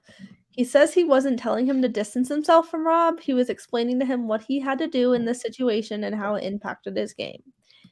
He tells him if he's going to go around saying his name, he gets it, but he will defend himself. They shake hands and say they're good. Anika asks Ty if he can trust Zach completely because his actions have been very suspicious. He's playing a key part in a lot of things, and she's having a hard time trusting him. True. Remember when when Ty saved Anika with a veto? Yeah. That was going to be an interesting duo too. Yeah, and that's not happening now. That's the other thing. Like Ty could have absolutely taken advantage of that too, and he hasn't. Like he doesn't. Ty was working with like a lot of girls, like Claudia, Susie, Anika. But gotta stick with the guys, I guess, because that's what's more important. He's getting in fights with Vanessa. He's getting mad at Rob. He's getting mad at Jonathan, which is a trend. He can manipulate people, and she feels like he's leading the house, and she thinks she's going to vote Rob out, but she wants to think it over. Yeah. Ty says Zach is on everybody's mind right now as a big threat, and it's not a good look for him because he's number one. The fact that Anika is telling him she's considering not sending Rob home, that's something he doesn't like. And this is the other thing, like, Zach getting all the heat for this and Ty basically being scot-free is an amazing position to be in. And Ty just does not take advantage of that at all here. Like, what Ty should be doing is separating himself from Zach, but he makes zero attempt to do that, especially in the next week. Ty tells Anika to take her time with her decision. He says it won't do anybody any good by keeping Rob here. He trusts she'll make the right decision, but to think about the repercussions. Santino talks to Zach, and he says that he wants to talk more about everything later because right now he has too much smoke on him, and people are telling him that she and Jonathan are campaigning for Rob to stay, which she claims she isn't, but tells her she would be a vote for him. She says she's planning for Rob to stay and will play the game the way she wants to. Yep. Anika, Kuzi, and Daniel talk, and Kuzi brings up that they are basically the swing votes this week. Anika weighs out all of her options, and that if Rob stays, he will go after Zach and Ty and will be against them, and has shown to be good at comps before, so he could be a real asset for them. Daniel seems conflicted because he wants to watch the guys crumble to potentially work with the girls, and feels it could be a turning point of the game. Yeah, I mean, again, I think this very much was a turning point in the game, even though it's only week 2. Yep. This is the Daniel that's like good. Oh, yeah. Before eviction, each nominee gives a plea. Renee stands up and says, "This is the Block Star coming to you live. Her time had a rocky start. She is ready for the next battle, and she came to play hard, smart, and be a key asset. She hopes they can see what she's a value to their game, and moving forward, she has fought here, stayed harder than ever, and keep her Butte off the block. She wants to turn the Block Star into a rock star," which is I like that speech. I think both of their campaigns are very good. Oh, yeah. I like them both so much. Rob says that if paranoia and anxiety is a reason to vote him out, so be it. But they would be naive to think that this decision wasn't orchestrated by a looming force that haunts the HOH room, and they need to wake up. And keeping him there would allow him to fight with integrity and see through to his mission, and that if their first name in the house isn't themselves, there's a problem. Yeah, this was a great campaign. I really just think it came down to just the person he was next to was not going. I know. But with that said, let's get to the vote because it's honestly pretty unpredictable. It's so spicy. With both nominees campaigning quite hard for their safety, it ends up being a really close vote, but ultimately by a vote of 7-4, Rob is the next person evicted from BB Can 11. I will say, like, the close votes is the big brother I love. Oh yeah, I love spicy votes. Yeah, it was very exciting to see a 7-4, especially this early on. I feel like usually at this time it's mostly like unan, so I was cool to see a vote that was very much not. Yeah, because Hope ended up keeping Rob, even though he's close with Renee. But I guess, like I said, I feel like he was more basing it on like who would win the comps more. Yeah, because I mean that is what he cared about most, unfortunately. Yeah. In his interview, Rob talks about how shocked he is and that this happened so soon, and it very much does hurt a little. Arissa talks about the fact that this wasn't a blindside and wonders why he didn't just convince Dan to knock that for him. And Rob says he strongly believes Dan had other influences in his head and thought his word had been enough, and it came across as paranoia. He doesn't think his pitch was enough because it wasn't a him versus Renee, and her votes were for the people sticking by him. And he was trying to get people to wake up to the fact that Zach is the ringleader. He is rooting for the most for Jonathan and thinks Hope can also surprise people and had no hard feelings at all. Yeah, I think to the point that Arissa's talking, like, I think he did try to convince Dan. Dan just wasn't willing to listen. Nope, Dan was just being very easily manipulated by Zach, which was sad. Really just surprised that Rob went this early. Like, I never would have expected it. I thought, especially the first week, he had such a good start. He seemed to be making inroads with like Santina. He was in a good positioned well. Also, I also kind of wanted to see more of the Rob Renee dynamic. Yeah, that would have been interesting too. I also thought he was positioned very well within that guy's alliance. Like, yes, he was like very wary of Zach, but he was still going to be loyal to them at least for a while. And I think he could have been like a real asset. So the fact that they let Rob go already, I think was a huge mistake. And I don't think Zach and Ty are aware of like how bad this really was. Like, when you're worried about someone like Rob, what you do is you put a target on him. You don't have him go this early. Yeah, exactly. Like before this, I thought he would at least get jury. Yeah.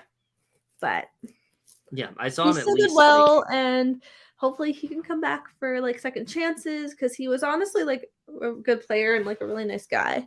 I could definitely see them bringing him back because I think he has a lot more room to grow. I think we especially saw it in this episode. I think so too. And before the episode ends, Arissa tells us the Bel Air Direct is once again back in play. Woo! So excited to vote for players I know fucking nothing about. Let's go. Say it's like, I don't even think I've voted yet. Well, it's just like I'd probably just vote for mainly like the girls. I hate to tell you this, but it's very much closed, so you can't vote right but now. I will say like I don't know. It's like I don't really think this means much. It's just someone saying. No. I honestly don't understand why they're doing it. Like, it feels like they're doing it as an incentive to like keep people watching. And it's like, if you want people to watch, like literally just give people what they want. Like, I mean, there are a lot of casuals. Yes, that's true. But I also feel like stuff like this, it's like, well, we want you to watch the show, so vote for that Bel Air Direct. And it's like, I don't think it's necessary at all, like you said. But yeah, that finally we are done talking about week 2. Let's just get into the madness here. That is week 3, because here's the thing. Last season, we were here in this very spot talking about the madness that was Kyle Moore's HOH and just how terrible that was. It is easily the worst HOH reign I think we've ever seen. I don't think it's ever going to be topped. This week is not bad because of the HOH. It's bad because of everything else that happens. Oh, this season I don't think anybody was prepared. Oh, also don't forget to change the banner to week 3. Yeah. So for those excited for us to talk about week 3,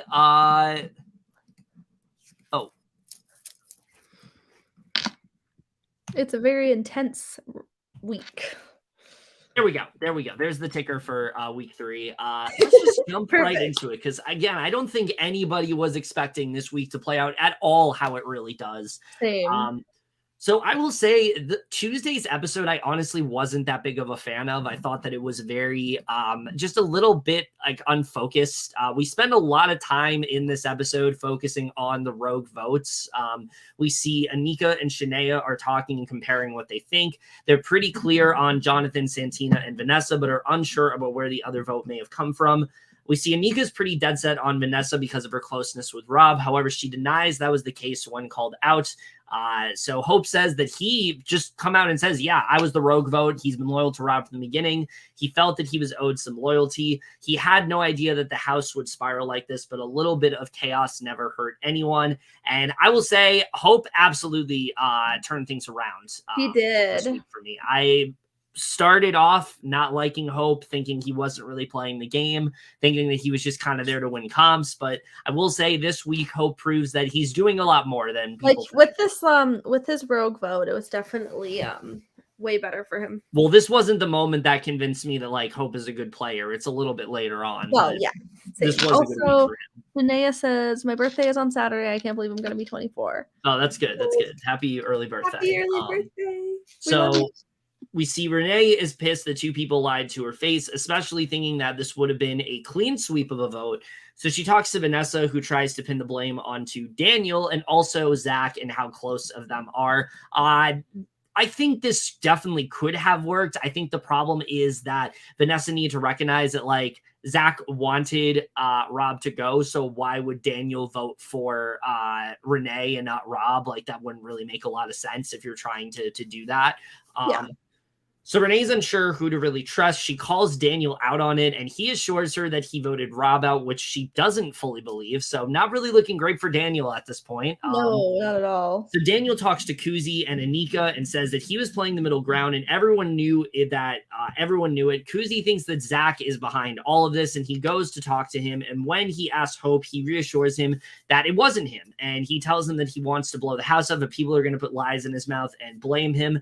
So Hope is very upset that Daniel would accuse him, but the girls assure him that he didn't. So Daniel then confronts Zach if he did it. He says he's not blaming him. He's just asking. Zach is floored and thinks it's ludicrous that he would do that. Vanessa is trying to stir the pot against him and talks to them on how much power Zach really had over his HOH. And Shania thinks that there's something going on. I also just took Zach out of caps because he doesn't deserve caps because he's so cocky. Yeah, I don't know why my phone always autocorrects it in caps. But Shania says that something is going on, and she thinks that someone's trying to throw them off. So Renee thanks her. More Shania, perfect. Again, that's kind of all we get of her. But Renee thanks her and Hope for keeping her, and that she plans to raise hell this week. She wants to win HOH to hold the power for once and wants to start knocking out the people who have underestimated her. And thankfully, that's all we get with the rogue votes. Like I said, I thought they spent we stand Renee saying that because she is very smart.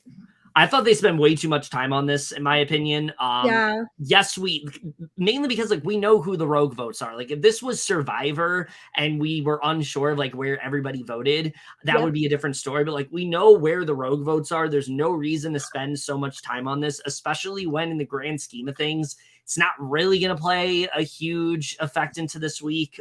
But we get to the HOH comp in which they're going to be participating in a game of croquet. They will then raise to balance their tiles against a razor-thin rail, creating a track to the opposite end. And once they are done, to grab their mallet and attempt to hit their ball all the way across and through the wicket. I was very happy this was not a physical comp. I feel like this is the first comp all season that hasn't been a purely physical one. And I wish they would even the playing field a little bit more. I feel like they usually do. This one is more just a luck comp kind of. Well, I feel like they usually do in BB Can, but this season, I've noticed they've done a lot more physical stuff, and I think this is more of what they need to do. So ultimately, there's very few contenders here. Very clearly, there is a front runner, and thankfully, the person who's front runner ends up winning. And I was very happy to say this. I was honestly kind of in disbelief when I read it first. It was oh my god, this is happening so early. This is Twitter's favorite. This is everyone's favorite. So I didn't know if it was actually true. But it turns out Kuzi does win the HOH this week. And my God. I mean, actually, at first I was I don't want her to win just because I want her to continue working her social game until at least jury. But I mean, I think this was good for her. I think she absolutely needs this HOH. And I think the way that Kuzi handles her HOH reign should be looked at as this is how you handle an HOH when you're not necessarily in a power position, and how you kind of put yourself in that powerful position. Because I will say also right now, pretty much all the HOHs have been women. So the guys may think they're running the season, but it's actually the girls. Yeah, I think Kuzi absolutely did what she needed to do with this HOH this week. But Claudia then overhears Ty saying that he feels like this is his HOH. Which, she thinks it's a very... I will say that annoyed me so much. Yeah, she thinks it's a very bold statement and very much rubbed her the wrong way, and feels that Kuzi should be annoyed by that comment. And any indication that you needed that Ty was no better than Zach, I feel is pretty much shown by this week. If anything, they're both terrible. If anything, I think Ty's even a little worse than Zach, because at least Zach acknowledges that he's this arrogant guy. Ty thinks that he's the hero, and that's what makes him that much more unlikable. Ty just thinks he's hot shit. Ty's gonna be the person where when the season ends and they do Canada's favorite, he's gonna be shocked that he's not Canada's favorite, and that everyone hates him, and that he's not the hero that everyone thinks he is. So. I will not be voting for him. I will be voting for A good person. Let's not pull another Marty, please. We don't need that. Do not vote for problematic people. Yeah, please. So Kuzi says she's already thinking about if she can make a big move, but also can she make a move against the girls, and is hoping amongst the girls and is hoping that she can get an alliance rolling this week. So what I like about Kuzi's HOH compared to the other two we've had is that she has a plan of what she wants to do. She wants to make a big move, but she also wants to try to like forge a bond with the girls. And I think she succeeds in both this week. Oh yeah, she's like phenomenal this week. I mean, especially in terms of big moves, she really pulls it off this week. I don't know necessarily if we can give her all the credit for it, but she definitely makes an impact for sure. Oh yeah. Because I don't think like anybody's targeting her. No, I don't think so either. We see Renee goes to her and asks how she feels about how the vote played out. Kuzi says that she feels like it was Zach, and Renee is a bit worried about Anika because people have been accusing her of flipping, and she tells her that she's here for her every step of the way, and she's the one person who sees the game as she does. So we really see like Renee and Kuzi are in very similar positions within the game, and I feel like the thing that puts Kuzi above Renee is Kuzi is just as good socially as she is strategically, whereas I feel like, again, through no fault of her own, Renee just isn't doing as well socially as she is. Like she's obviously with certain people, but just like some, she just has to work that better. Well, I think a lot of it is just the perception, like her getting dead last. People just see her as like an easy pickings, you know, like that's how people are perceiving Renee right now. And it's unfortunate. Honestly, you know what I kind of get from Renee right now? What? I don't know why, but I get like 4th place vibes. I could see that. I think she's making it far. I think she is making it far for sure. I don't know if Renee can win the game right now, just based on the fact that people see her as like this very easy target. I don't know if it's going to work for her, but we'll see. We'll definitely see. But yeah, so Kuzi brings up that she's unsure of who that 4th vote may be. Renee says that Daniel and Jonathan are fine, but there are other options. And I will say, Jonathan gets off scot-free this week. Nobody suspects that Jonathan is the 4th vote, which I thought was very impressive. I mean, Jonathan made it clear he was keeping his boy. Yeah.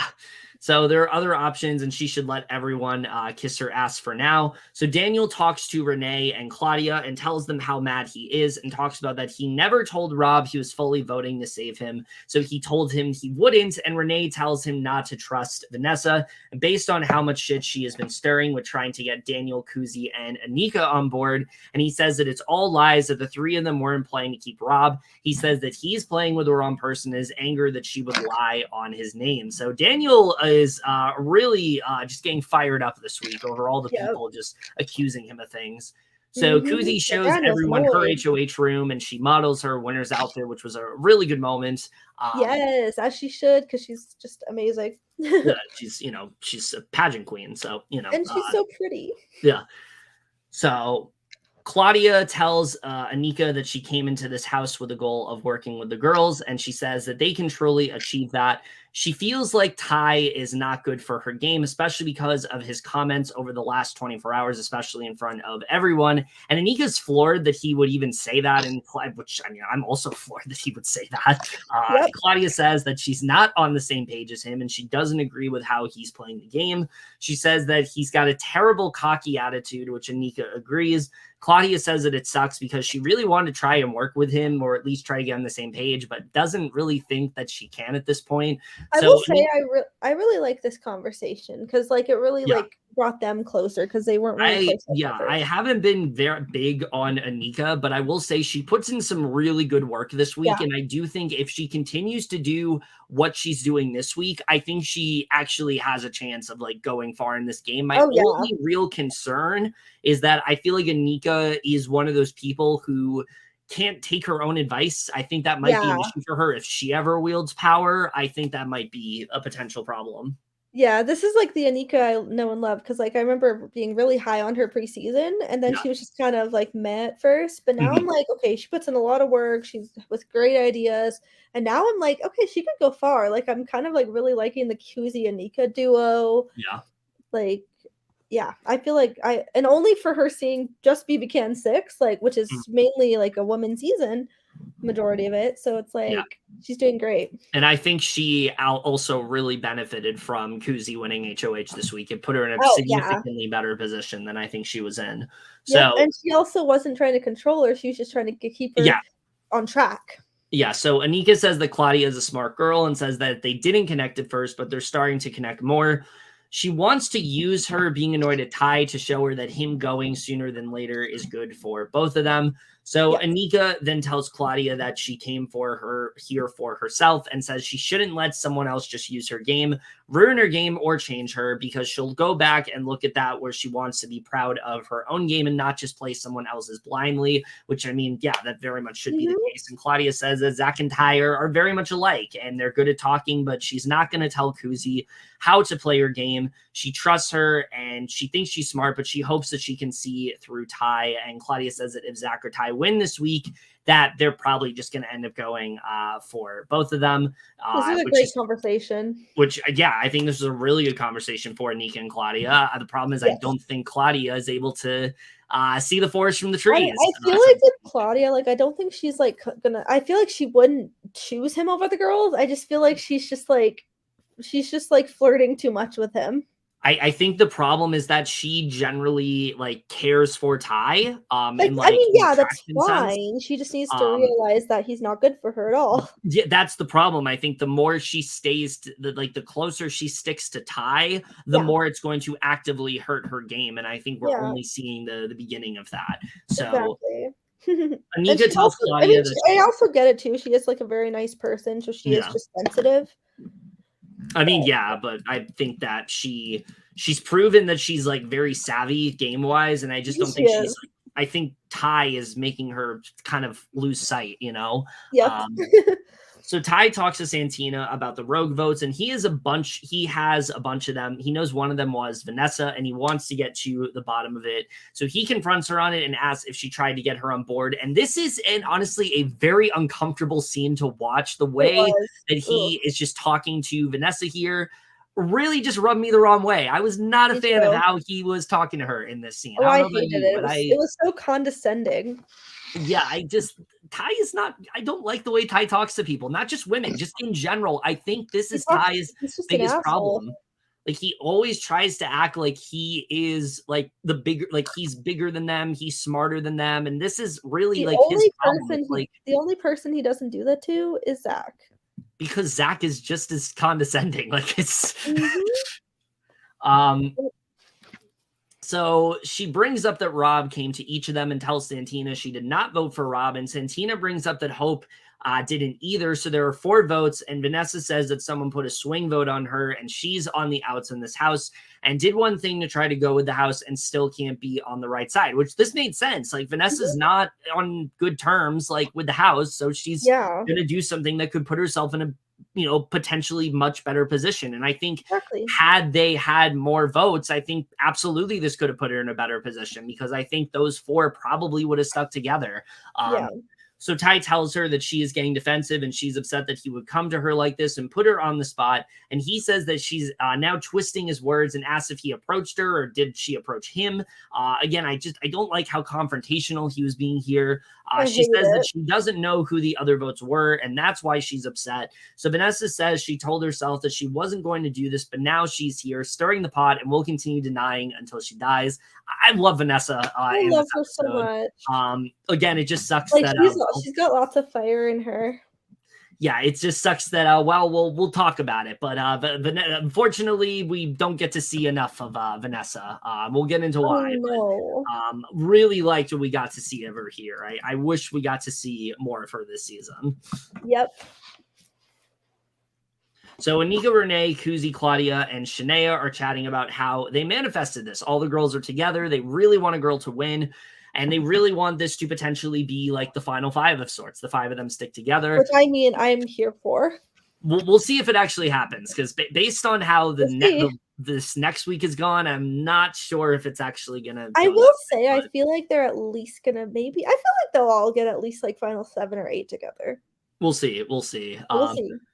So Renee doesn't like how Santina went about her stuff, and she thinks that she's actually the one that has been saying the girls are working together, and that if they put her and Vanessa up, they will have to make themselves look so divided that they won't even think anything of it. And this is actually really smart. Like, I remember people were saying on Twitter, like, why did Kuzi go for the girls? It's not that Kuzi is going for the women. It's that she's putting up 2 women in an effort to make it seem like the girls are not working together. And I thought this was honestly... And because she literally targeted a guy who we'll talk about later what happens. Yeah, because, like, the girly pops are working together, but Kuzi and Anika, we don't know they're in there. So it's a good idea for her to kind of, like, make it seem like she's not a part of that. And I think this was the right way to go about it. So basically, Vanessa, they're going to put her up, and basically the guys are getting messy, and that this is their opportunity to come together. Kuzi feels that they're powerful having them all together and hopes they can see through to this. And Renee says that Kuzi comes into power this week, and she finally feels like the girls can come together, form something solid, and make a big move and cause some damage this week, which I was very much here for. We've honestly got a lot of, like, Renee content lately. Yeah, we really have, and that makes me feel like she is going to do pretty well. I think, again, as long as if we can get these toxic guys out of the house, it's hard to say if she's gonna win, but definitely like she's making it far. Yeah, definitely. I really think it does just come down to the fact that she got dead last in that comp, and people see her as, like, for some reason, they don't see her as a much bigger threat because of it, which is stupid. But I think right now, I do think Kuzi's winning. Right now, I mean, based on this week, yeah, I think so too. This is definitely this is pretty much like a top tier HOH week. Like, this is what you want. For your HOH, but for her, Kuzi has chosen Daniel to be her Wendy's date for the week and wants to use this chance to rope him out and seal the deal and move forward. Remember, she chose him, which we'll go back to in a little bit, but she very much sees Daniel as, like, her number one right now. So basically, I'm here for. He can just get, like, blinded by, like, the other guys.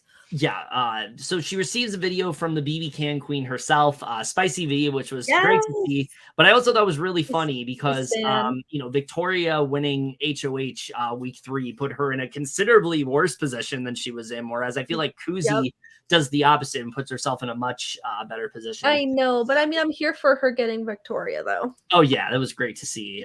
She talks about the big move she made on her week. But Kuzi is not getting first juror.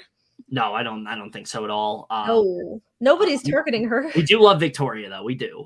We do. She was such a star on her season. Hopefully she's back for All Stars. If they ever get there, because who knows if there'll be another BB Can season after this. They just need to go back to normal and bring back their feeds. Yeah, we'll see what happens. But Daniel talks to her about her plan for the week, and she says that the girls want Santina out because it's the move that least defends everybody, and that if they can all stick together, they need to rope him in. And he talks about how well the 2 of them and Anika are well positioned in the game. So they decide that, you know what, we're really well positioned. We're going to have a trio, the Shady Bunch, and I think it's pretty safe to say after this week, this is like the dominant alliance right now. Like, I think these 3 are making it the farthest. I think they are kind of in the best spot right now, and I think they're going to continue to be as long as people aren't seeing what they're doing. But I don't know why, but I get, like, 3rd place vibes from Daniel right now. I could see that. I could really see that. Either like third or 6th. I do see a scenario where these 3 make it to the end. I very well could, because I think they're well positioned enough to where people don't see them as big threats. Who do you think would make it? Who do you think would be the final 2 though? In that, Kuzi and Anika. Yeah, I think so too. So I think Kuzi. I mean, if she takes Daniel, I think she's fine too. But, like, I think that's, like, the ideal final 2. I think so too. But Santina then goes to Kuzi to pick her brain a bit and says that she hopes her being, and I really like Santina this week. Like, I liked her prior to this, but I really liked her this week. Like, something about when Santina is vulnerable, like, she's so much more entertaining to watch. And, like, I don't want to see Santina go, but, like, whenever she's vulnerable, like, this is the Santina I want to see. So, I love Santina. I just don't think she's making it much farther. I just think her being in power, like, is not good for her. No. So probably, like, maybe next week or the week after. We'll see. But she says she hopes her being involved with the drama doesn't put a target on her back. Kuzi straight up admits, like, yeah, I'm scared of your game, and doesn't want her to think she has it in her head that she would come after her because someone else said she would only say it because she is a threat. And she mentions Ty and Zach, and she tells her that she's never seen her as her target, but Kuzi is not really buying into any of it, which, to be fair, I mean, Santina doesn't really give her a reason to not, believe her here. So she doesn't think the side she's on benefits her, and she's never going to take her side. So everyone in the living room is playing Mafia, and suddenly Anika's called to the diary room, and it's like, oh yeah, the Bel Air Direct, which, let's talk about this. People originally thought the Bel Air Direct went to Vanessa because they thought Vanessa went on the block, and then a Bel Air Direct happened. And then that took her off the block and somebody else went up. But not exactly what happens here. We see it turns out to actually be Jonathan who ends up getting the Bel Air Direct, which is not shocking considering he's in a very popular portion. He's in a very small part of Canada that actively watches the show, and a lot of people are able to vote for him because of it. So he's feeling very appreciative, and he wants to cherish this moment for the rest of his life for his son who's watching at home. Good moment for Jonathan, although I don't think he needed this really at all. I don't think there was any. No, I don't think. I mean, it's obviously nice that he won it, especially for his son. But like, yeah. I mean, to be fair, I don't think Claudia needed it when she got it either. I just don't think. Yeah, I just don't think he needed it because I don't think he was going up. Yeah, I don't understand why we need this Bel Air Direct. Like, I just think it's kind of pointless. It's just kind of there just for fun. I guess. Like, let's just make someone safe. Yeah, so Anika and Kuzi then go to Kuzi's HOH room. I love that they were skipping together. It was cute. And we get this great moment between Kuzi and Anika that really kind of like solidifies to me that, okay, Anika's playing a much better game than I thought she was. Yeah. So good. Basically, she tells her straight up, like, I'm going to support and respect your decision, which is like, great. This is what you need to do with an HOH. That part is her DR. Oh, yeah. So she's also hoping that she takes out one of the true threats since the girls have finally come together to create an alliance. And Kuzi tells Anika that she's thinking that it's better for all of them if Santina goes. And she tells her that she only came in and is really only thinking basic things like hoping she's not the target. So didn't really give her much of anything to work with, which she really didn't. Yeah. Anika agrees that she needs to go, but that there are bigger players like Ty and Zach, especially Ty, and how he is walking around the house like he's the king, especially what he said to Claudia. However, with them gone, Santina has no power and tells her to use her power to the fullest because neither of them know what will happen next week. And she wants to make sure that those people who think they own the house leave so that they can play their own game. So Kuzi says she's looking at people who are the bigger social threats and really has to think hard about Ty and Zach because they have such a strong mix of physical and social. And again, I thought this was a great conversation all around. I thought this was absolutely what Kuzi needed to hear. And Anika did what you're supposed to do with the HOH. You don't try to completely influence their HOH, but you present them ideas to keep things in mind that could potentially play a role into who ends up getting nominated. This wasn't this is what you need to do. This is what maybe you should potentially do. I thought this was a really good conversation between the two of them. I think so too. It was like so good. Yeah, and I like I said, very much needed. Yeah, especially for Anika. I think this was a very good conversation for her.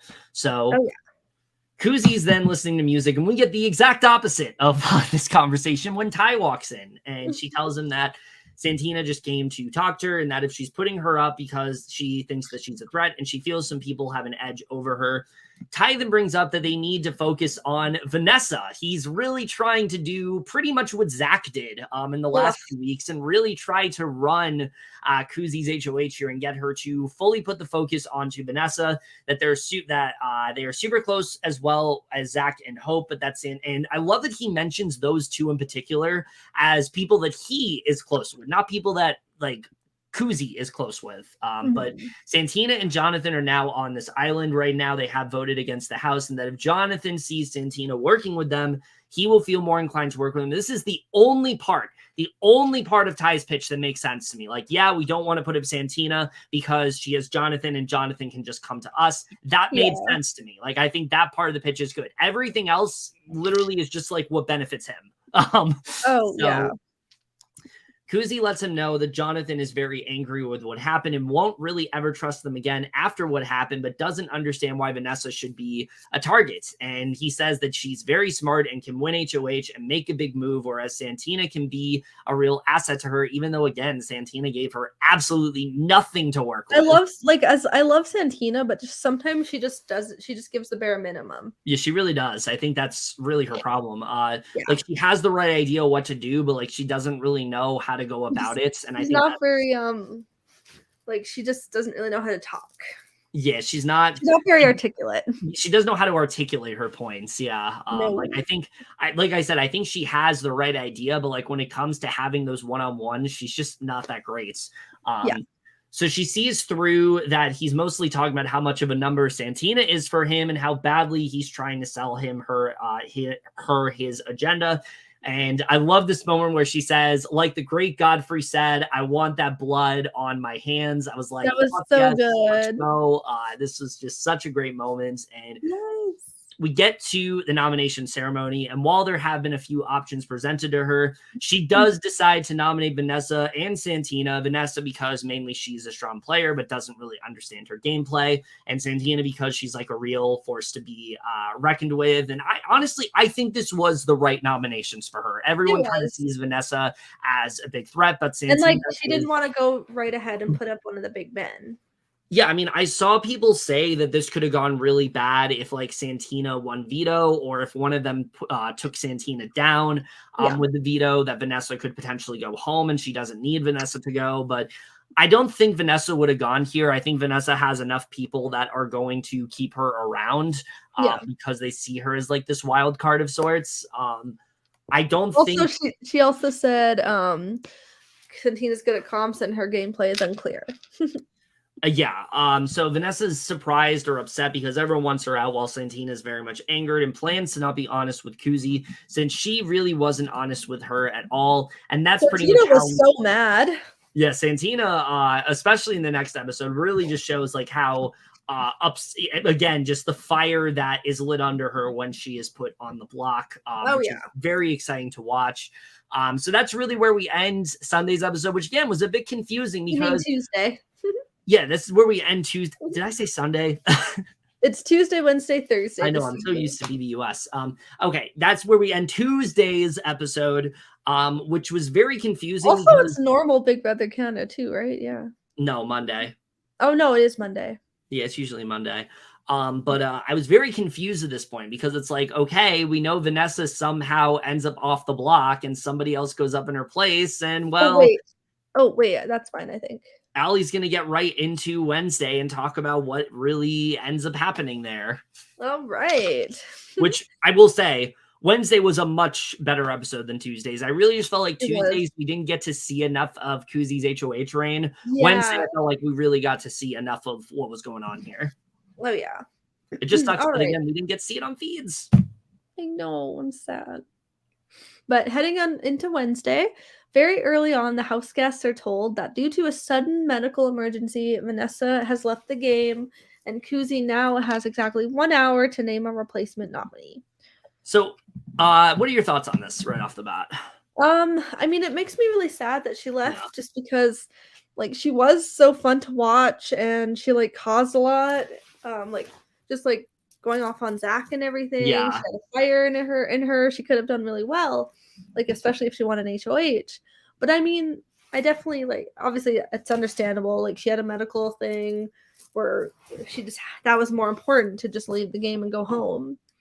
Like, I don't know if she would have done well because of maybe not well, but like a couple more weeks. Because admittedly, she wasn't in a very good position at all within the house, but just the entertainment that she provided just from the few moments we saw, I was devastated to see Vanessa go here because I was like, oh my God, just the constant fights that she was getting into with Zach, the way that she really wasn't letting anybody like control her, wasn't afraid to just let you know how she felt at any given moment. It's like, this is the kind of This is the kind of person we like seeing in Big Brother. This is the kind of character that we like following, and it just really sucked to see her go. Thankfully they said that she's okay. I don't know what exactly happened. We love her so much. Like, just because a medical thing is important. Like, she has to go home for that. Like, just get better, feel better, just focus on yourself. But we miss her, and I hope she's okay. Yeah, it just really sucks that she had to go here, because I think she had I think she did have real potential. Again, I don't know how well she would have done, like, positioning wise, but I think she would have absolutely, like, if she would have stayed in the game longer, I think Vanessa emerges easily as one of the most entertaining players of the entire season. Oh yeah. But definitely bring back Amal and Vanessa, because both of them didn't get really much of a chance, just because similar to how I know they both left because of personal stuff. Yeah, I know on like Jeff Probst's podcast for Survivor 44, he said that like both Matthew and Bruce, like he's going to have like a spot open for them in a future season. I think they should extend. I think they should do the same for Amal and Vanessa, because they didn't really get to play the game to the fullest. But because one was a personal thing at home or whatever, one was a medical thing. Like, they definitely deserve a second chance. Yeah, it just really sucks to see both of them go. But also the fact that Kuzi has literally 1 hour to name a replacement nominee is insane to me. I thought they would give her like at least like a couple hours, but like she literally has an hour to figure it out. Yep, it's like everyone's scrambling. Yeah. Kuzi is thrown by this and wants to make sure she breaks up the trio, and wants to make sure her replacement nominee is someone that won't shake the house too much and will follow her lead, which is smart. I thought was really smart. I like that she just wanted to go for like kind of like just smaller smaller type threats, and really just worry about getting those bigger fish to fry, when veto happens. I thought she had the right idea there. Oh yeah. Hope comes in and she tells him she wants Santina to go, but if she pulls herself off, Zach will go up in her place, and so she needs him to play and take the shot. Which I like that she's like, okay, Hope's already said that he wants to go, so I'll just put Hope up and it'll be, easy pickings. Exactly. She feels this is the sensible thing to do because he has volunteered to go up in the past and is a competitor. And this, I will say, is the episode where my thoughts completely turn around on Hope. Not yet. We'll get to that moment in a little bit. But Hope really does turn things around in this episode. Oh, yeah. And I think I can now say I'm a fan of Hope overall. But we'll get into why. Me too, honestly. She lets Anika and Daniel in on the plan, and Daniel asks if there's any way the vote could be flipped onto Hope, and she thinks it wouldn't happen, and Daniel thinks this should solidify the 6th, and that Jonathan should also know about this. And Daniel, look, I understand he's trying to play the middle here, but he does so much overthinking this week, and I just felt like it was too much. Like he doesn't. It just feels like he doesn't have a lot of trust in Kuzi. I don't think he was intentionally trying to do that, but it just felt like he didn't have a lot of trust in her. And this could have been really bad for Daniel if things went a certain way. And he's lucky that it didn't. That's all I will say. Like, I really love Daniel. He just is very frustrating sometimes. Oh yeah. Daniel's very fun to watch. Just the way he handles this week, I was not a big fan of. Yeah. Daniel then runs to Zach and tells him about Kuzi's plans, which she feels is a huge mistake for her game. Yeah. Like, ugh. Really? I was like, are you kidding me? Like, that was not for you to run to him, too. That Jonathan needs to know about this. I'm like, that's not Jonathan. Like, what are you doing? Daniel talks about that they are working together, and while he was at first unsure about him, he's been a good friend who took him under his wing, and though it was him trying to find numbers in the house, he has grown to see him as one of the closest people he has in here, and he has a lot of trust in him. Which, like, Zach thinks that he should put up Renee. Wait, what were you saying? I was gonna say, like, okay, I understand, like, they're good friends, but like that doesn't mean that Zach is a good ally for you. And I don't think Daniel's able to recognize the difference between the two. He wouldn't choose Daniel over Ty. No, he wouldn't choose him over anybody. Zach thinks that she should put up Renee with how many connections she has solidified, and Daniel says that if he starts pulling her and suggesting stuff, she's going to think he's trying. Once again, Zach is obsessed with Renee. Literally, she lives like rent-free in his head, and I just don't understand why. Yeah. Like, go for literally anyone else. Like, why does it always have to be Renee? I feel like it could be a thing where maybe he was upset that she maybe rejected him. Who knows? I wouldn't be surprised. It makes me think that's what it is. Which again is gross, but Zach is kind of a gross human being, so I wouldn't be surprised. And if Renee rejected him, as she should. Oh yeah, definitely. She did the right thing there. I mean, we don't even know if that's the truth, but we're just assuming. Yeah, we don't know. And Daniel says that if he starts pulling her and suggesting stuff, she's going to think he's trying to push her, and he says he doesn't plan to do that. And then Kosy then names her replacement nominee. A new house guest. Oh, yeah. Kosy then names her replacement nominee, which is in fact Hope, due to how much he loves to compete. Which again, I thought made a lot of sense that she put Hope up there. And it's not like too many blood on her hands either. No, not at all. I think that was, like I said, I think that's why it was the right move. Yeah. Santina doesn't understand why she put her on the block, as well as some huge competitor next to her that can easily pull himself off, and wonders if a backdoor plan maybe in play, and that she isn't a big move at all. Sorry, I just said in okay, which was funny. Yeah, I know. And that maybe backdoor plan maybe in play, and that she isn't a big move at all. Yeah, again, Santina just really is just pissed at Kosy this week, and you really get to see that here. Yeah. She's like, no, I'm not here for this. Yeah. She goes to talk to Kosy and asks if she's her target or if there's a bigger plan, and Kosy says she is not a target and that she was never planning to get her out, and Vanessa was the target. And now that Hope is there, everybody will notice how weird he is acting, and that's the best replacement she could have come up with. Which this is the only part of Kosy's HOA train that I think was a little bit flawed, but I will say the fact that Kosy is such a good talker, I think really benefits her here, because I think if anyone else tried this, it would not have worked out. But it really just speaks volumes to like how good Kosy is at convincing people that was the case and that Vanessa was the target. Because I feel like it's very easy when somebody leaves to say, oh, that person was my target, don't worry about it. And I feel like a lot of people would say, oh, that's bullshit, I know that's not true. But Kosy's a good enough talker to where Santina is able to be like, okay, I understand. Exactly. Like, she's just amazing. Yeah. She brings up how big of a threat he is, and Kosy lets her know she isn't the target, and Santina says she hopes she isn't the target because if she is, she disrespects that. She won't be straight up with her and tells her that she is, and Kosy tells her that if Hope pulls himself off, she will have to piss off one of the guys, and when she walks away, she talks to herself and says she's absolutely the target, and she will do what she wants with her HOH. Which I love, just the moments where Kosy's like talking to the camera. It was so fun to watch. Oh yeah, she's just like, I'm not letting anyone control me. It also was just really refreshing to see an HOH that was like fully in control the entire time. Didn't let anybody else tell her what to do. Like obviously she got ideas from people, but she didn't let them control her. Yeah, like after 2 HOHs that were basically just completely controlled by somebody else, it was great to see someone like actually like take the reins and be like, this is what we're doing, and I'm not going to let anyone tell me otherwise. It was great to see. Oh yeah. It was like a breath of fresh air. I know. Hope wants to let Zach and Ty know what happened to rebuild trust with them. He lets them both know that he was the rogue vote and that he Which I thought was good that he did that. Oh yeah. It's very smart of him. And that they had the numbers regardless and just voted for him because he was going to pull the both of them aside after, but then everything exploded.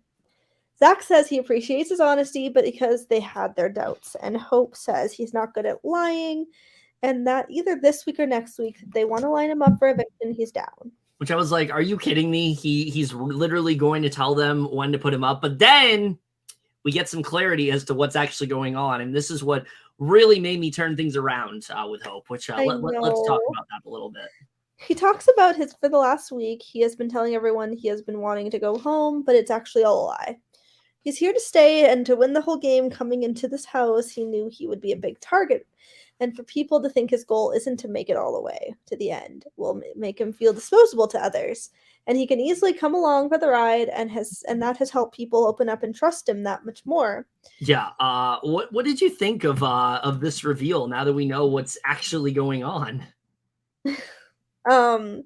I mean, now that I know that like what his game is, like I'm like, okay, I'm here for this, because he was like, yeah, I'm more just wanting to win comps and not really doing much and want to go home. But now he's like, no, I want to stay and fight, because I guess it was just all a strategy, which was a very interesting one, but I'm just glad he's on board to stay.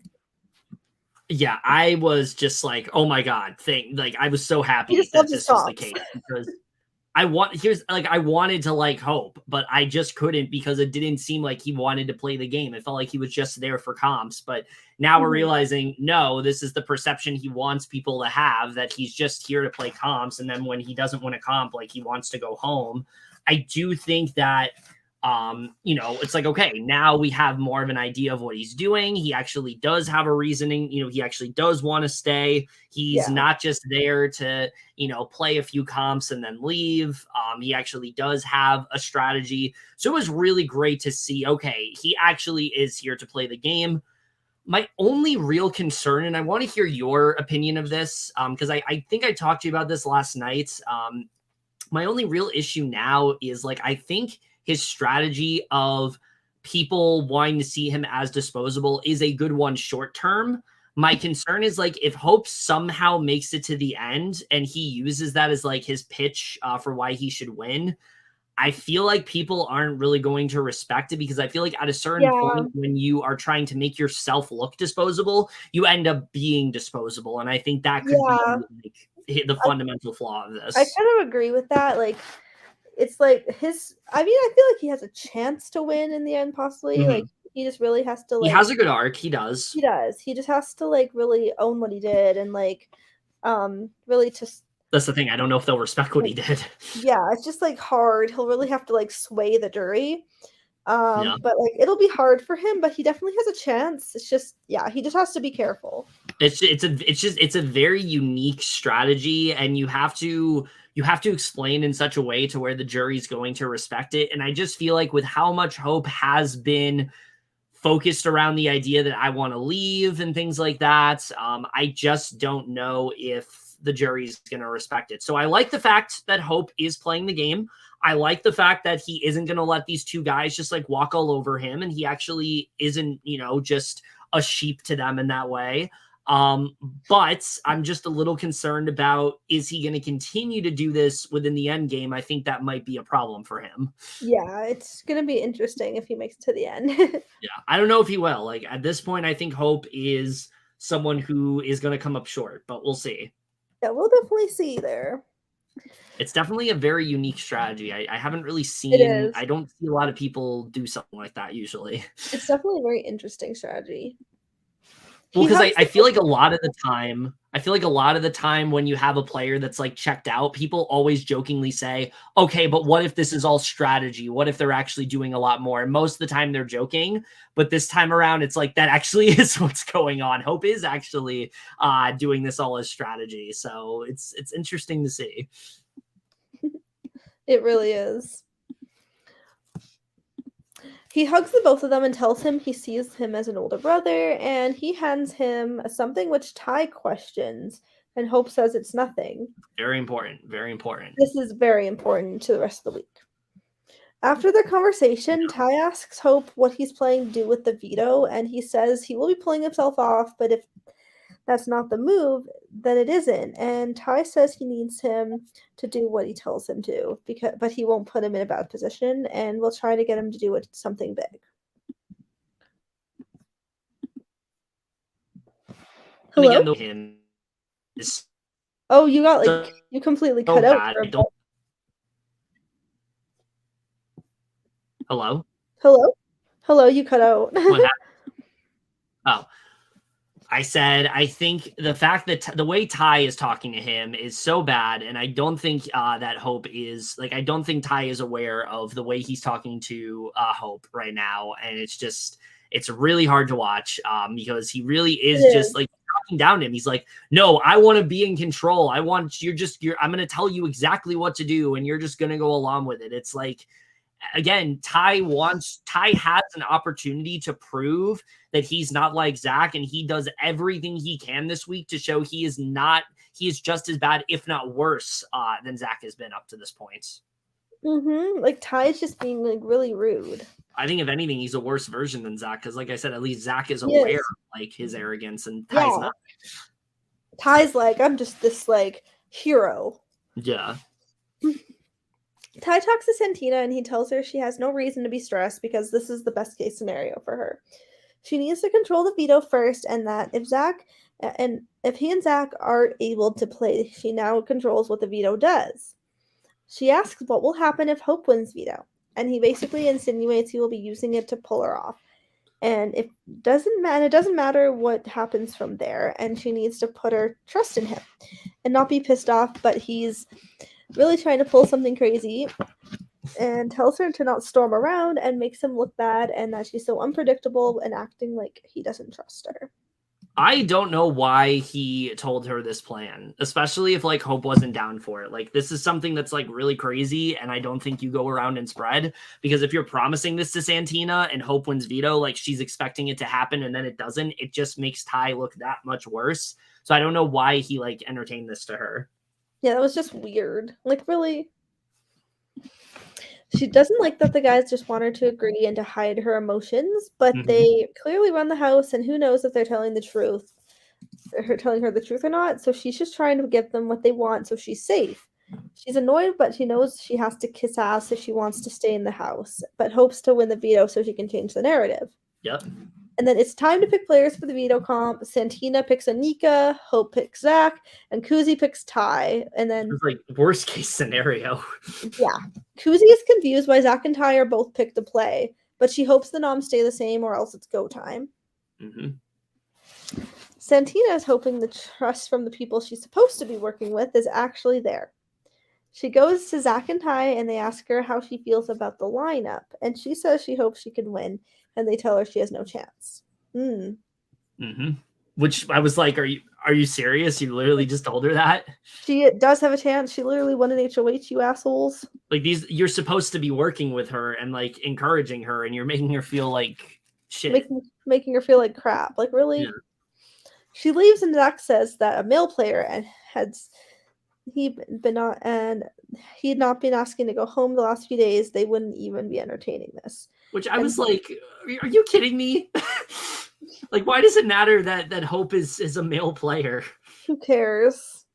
And Ty says, realistically speaking, Hope is like that. He's been emotional and they couldn't get him under wraps. And then he finally settled down. And Zach says if they show themselves as the people who are saving Santina, they are losing trust from the people who are actually trusting them. Which this made sense. I will say this did make sense what Zach said here. Like if they take down Santina themselves, like people are going to see them as like working with Santina, and any other deals that they have are going to be null and void at this point. I did think this made sense from Zach, but it's one of the only things that's made sense from Zach. It makes sense, but he's still gross. Oh yeah. He says that Santina hasn't had a chance to sit down, and Zach thinks she's like, this typo is funny.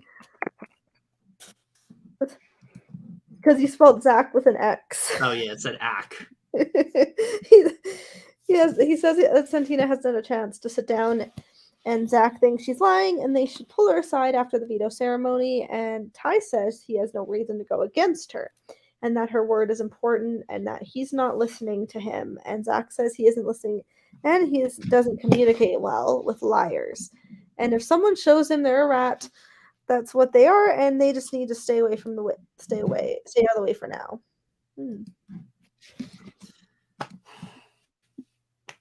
I can't with these two. I just can't. I know. Daniel goes to Kuzi and asks who the target is, and she says it's Santina, but if not, it will be Zach. And Daniel asks if someone takes Hope off, she tells him she will tell everyone to not use the veto if Hope wins because she wants Santina out. And if she stays, it will be against her, and if they did threaten to use it, she would threaten to put up Zach because of how dirty he's playing. But in case they did, it will have to be him, and she doesn't respect how much he's been running things, which Daniel seems less than thrilled about. Yeah, the way that Daniel's like constantly trying to save Zach here, it's just so frustrating to watch because again, like I understand he has this connection to Zach, but like Kuzi's supposed to be your number one here. The best thing to do is just do what's in her best interest and let her like do what she needs to do. And like losing Zach is not that bad for Daniel's game. I don't understand why he wants to keep Zach in as badly as he does, especially when Zach is literally a sinking ship at this point. Like, there is no saving him. There's nothing he can do. I don't understand why he was so adamant about this. Like, it just was very frustrating to watch. Yeah, Daniel was just frustrating most of this week. Yeah. Love him, but really. It is now time for the Power of Veto competition, and Daniel's hosting. This comp will test their accuracy. They will have to toss their carbon balls into their Brita filter. Once loaded, they will start collecting their water from one of 3 taps. They will need to reposition their filter to catch as much water as possible. The water will flow out of the bottom of their filter, where they'll collect it and carefully pour it into their glass. The first person to fill their glass with the great tasting water and retrieve their ball will win the veto, and they'll also get a $5,000 cash prize courtesy of Brita. Yeah, I have a couple things to say about this. One, Zach was not slick at all here. He was trying to throw this veto, but he wanted to make it look like he was like upset to lose when it was like fairly obvious that he was acting here. Like, it was literally like Zach was literally like, oh no, what's wrong with, like, if you're going to try to make it seem like you're legitimately upset that you're not winning the veto, it's probably not a good idea to be like, oh no, what's wrong with these balls? Why won't they go in? I don't understand. Like he's so kidding me? It was like the fakest fucking acting I've ever seen. He's such a fake. Like, I don't think it's a bad idea to like make it seem like you want to win the veto and then not, but you got to be a little bit more subtle than that, because the way that Zach did it, it was so obvious that he was faking it.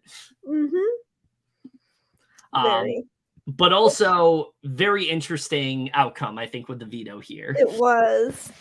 After a very close race, Hope wins the Power of Veto as well as the cash prize, which I'm very happy for him. Oh yeah, especially with what we know now.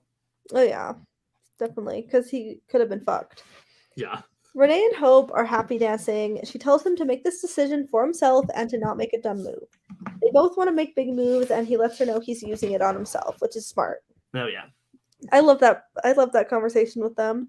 Yeah, I think a very overlooked potential alliance here is Renee and Hope. I think people aren't seeing them as like working together, and I think that's going to take both of them far. They just have a really nice friendship.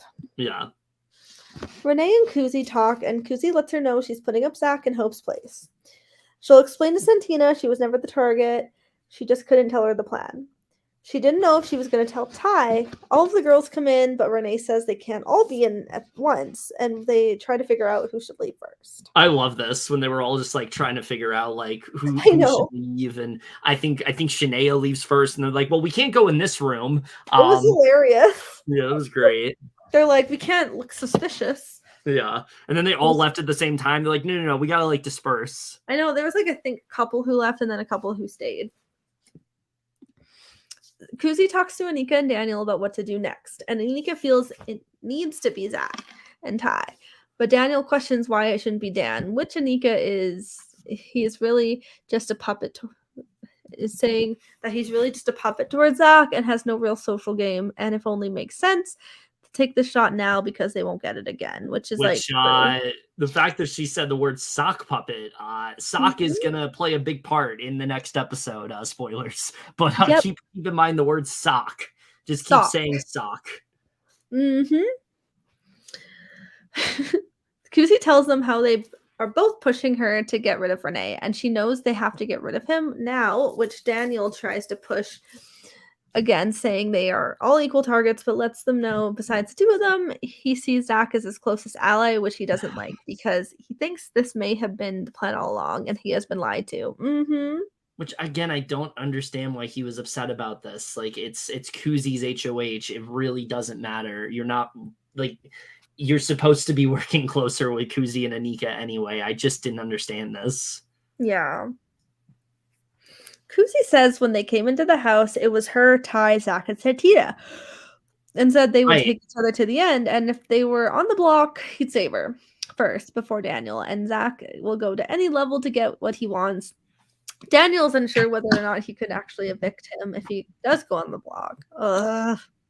Literally all he needed to do was just tell her, I don't necessarily want him to go, but if you need me to vote him out, I will. Like, that's literally all he needed to say, and he would have been like, this would have been fine. Yeah. Kuzi talks to Ty, and she says that nothing can convince her that Renee is a good move, and that very few people get the chance to be HOH. And if she looks back and all, her reign is Renee, and she would think it's a weak move, and nobody can convince her otherwise. Which also, like, that's what everybody would be saying. It's like, why did Kuzi just go for Renee when she could have gone for a much bigger fish? I love that she recognized that, because I feel like so often we see people like that are like Kuzi that aren't in like a power position, like get into power and they have the opportunity to make like such a big move and they don't. I think of like Sarah Beth and Big Brother 23 when she wins HOH and she goes for Derek X, who wasn't a threat to her at all. I know. You know, if Kuzi could have easily done something like that, where she just goes for Renee or goes for like a Claudia, someone who isn't even a threat to her game. I love that she was like, no, I'm going to go for someone who is an actual threat to my game. It was like, yes, this is what we want to see. Mm-hmm. She's looking at Dan and Zach, and she says if it was him, he would not make a weak move. That's powerless. And he brings up that Renee is something everyone wants, and they are all expecting, and makes it clear he won't vote Zach.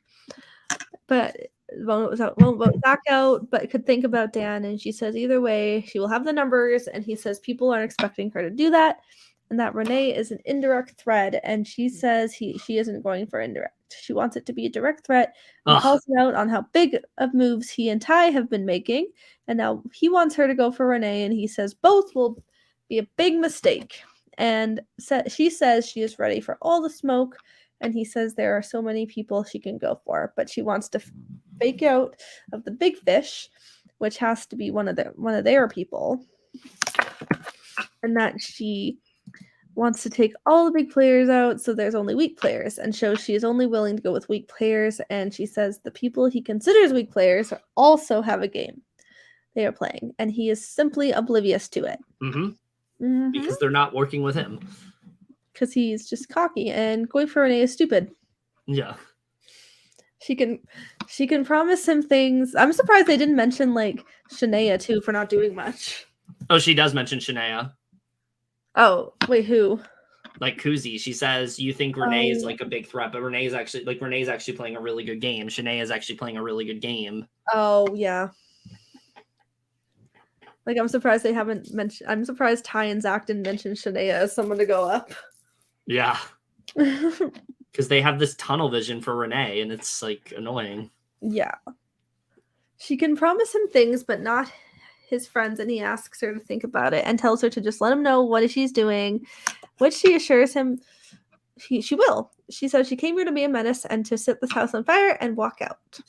So many good quotes from Kuzi this week. And especially her saying, like, I don't want an indirect. I want it to be a director. I was like, fuck yes. Like, this is exactly what we want to see in an HOH reign. It was like, it's like you're taking ownership of what you're doing, and you're like, I am making this move, and I'm not making any apologies for it. I just love how willing she was to like take out a big fish and not even try to like beat around the bush. You know, like she was like, this is what I'm doing, and I don't really care what people think. Yeah.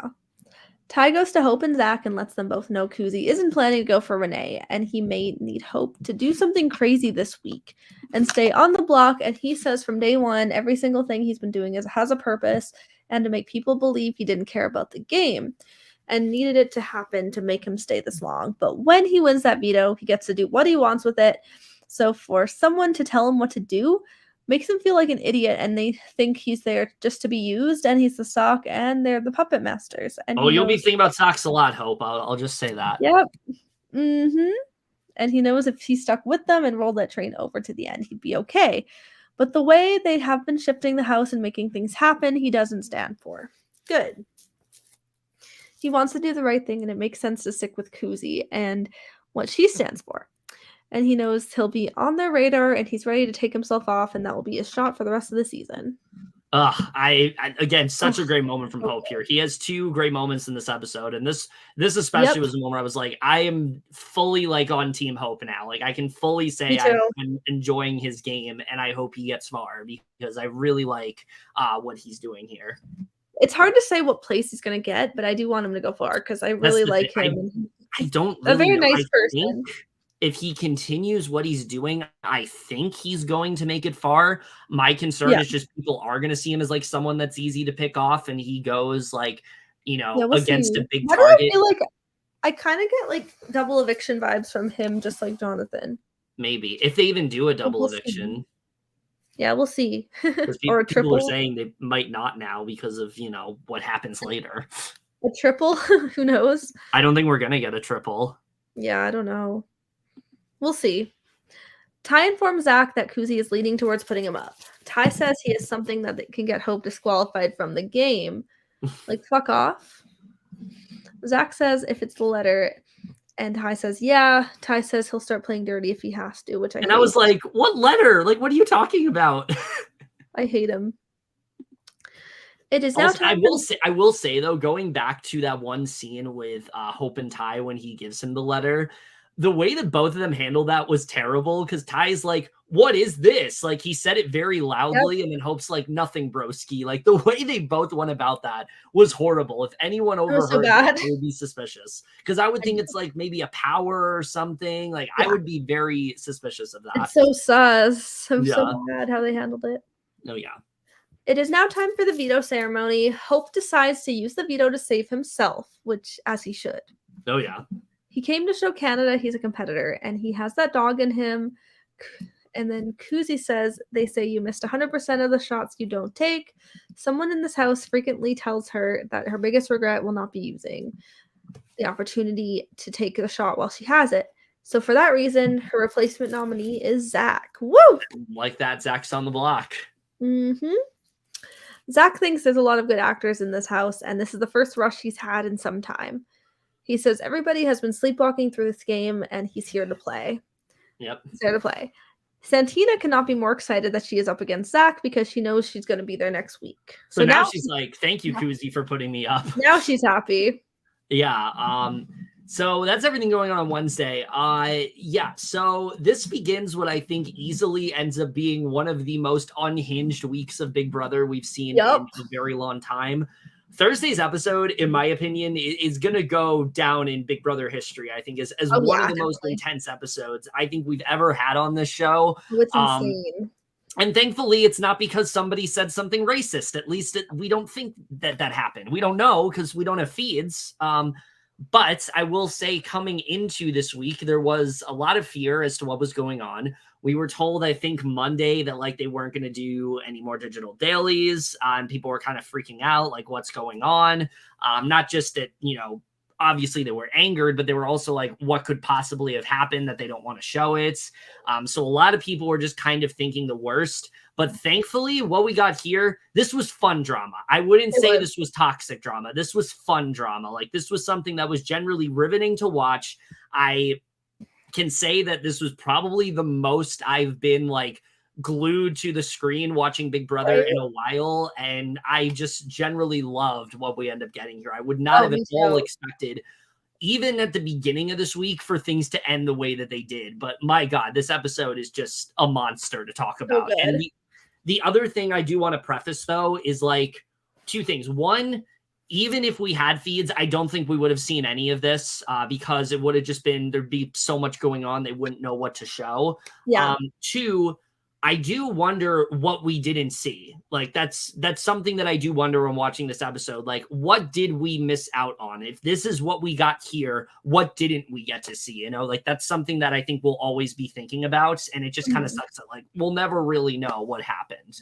But the way they portrayed here, it's juicy. It's juicy stuff. And I was not expecting it to go the way that it did. So right off the bat, Arissa lets us know this is not going to be a normal episode. This episode is going to show one of the most intense days in BB Can history because of accusations of cheating and how raw and intense it becomes. So right off the bat, I was like, oh my God, I was preparing for the worst. I thought this was going to be very uncomfortable to watch, but thankfully that is not the case. Like I said, I think this was actually a relatively riveting episode. It was. Which literally, Allie can tell you this. We didn't watch the rest of this week. I watched this episode like when it aired because I was just so interested in what the hell. I came back from work and watched the rest. Yeah.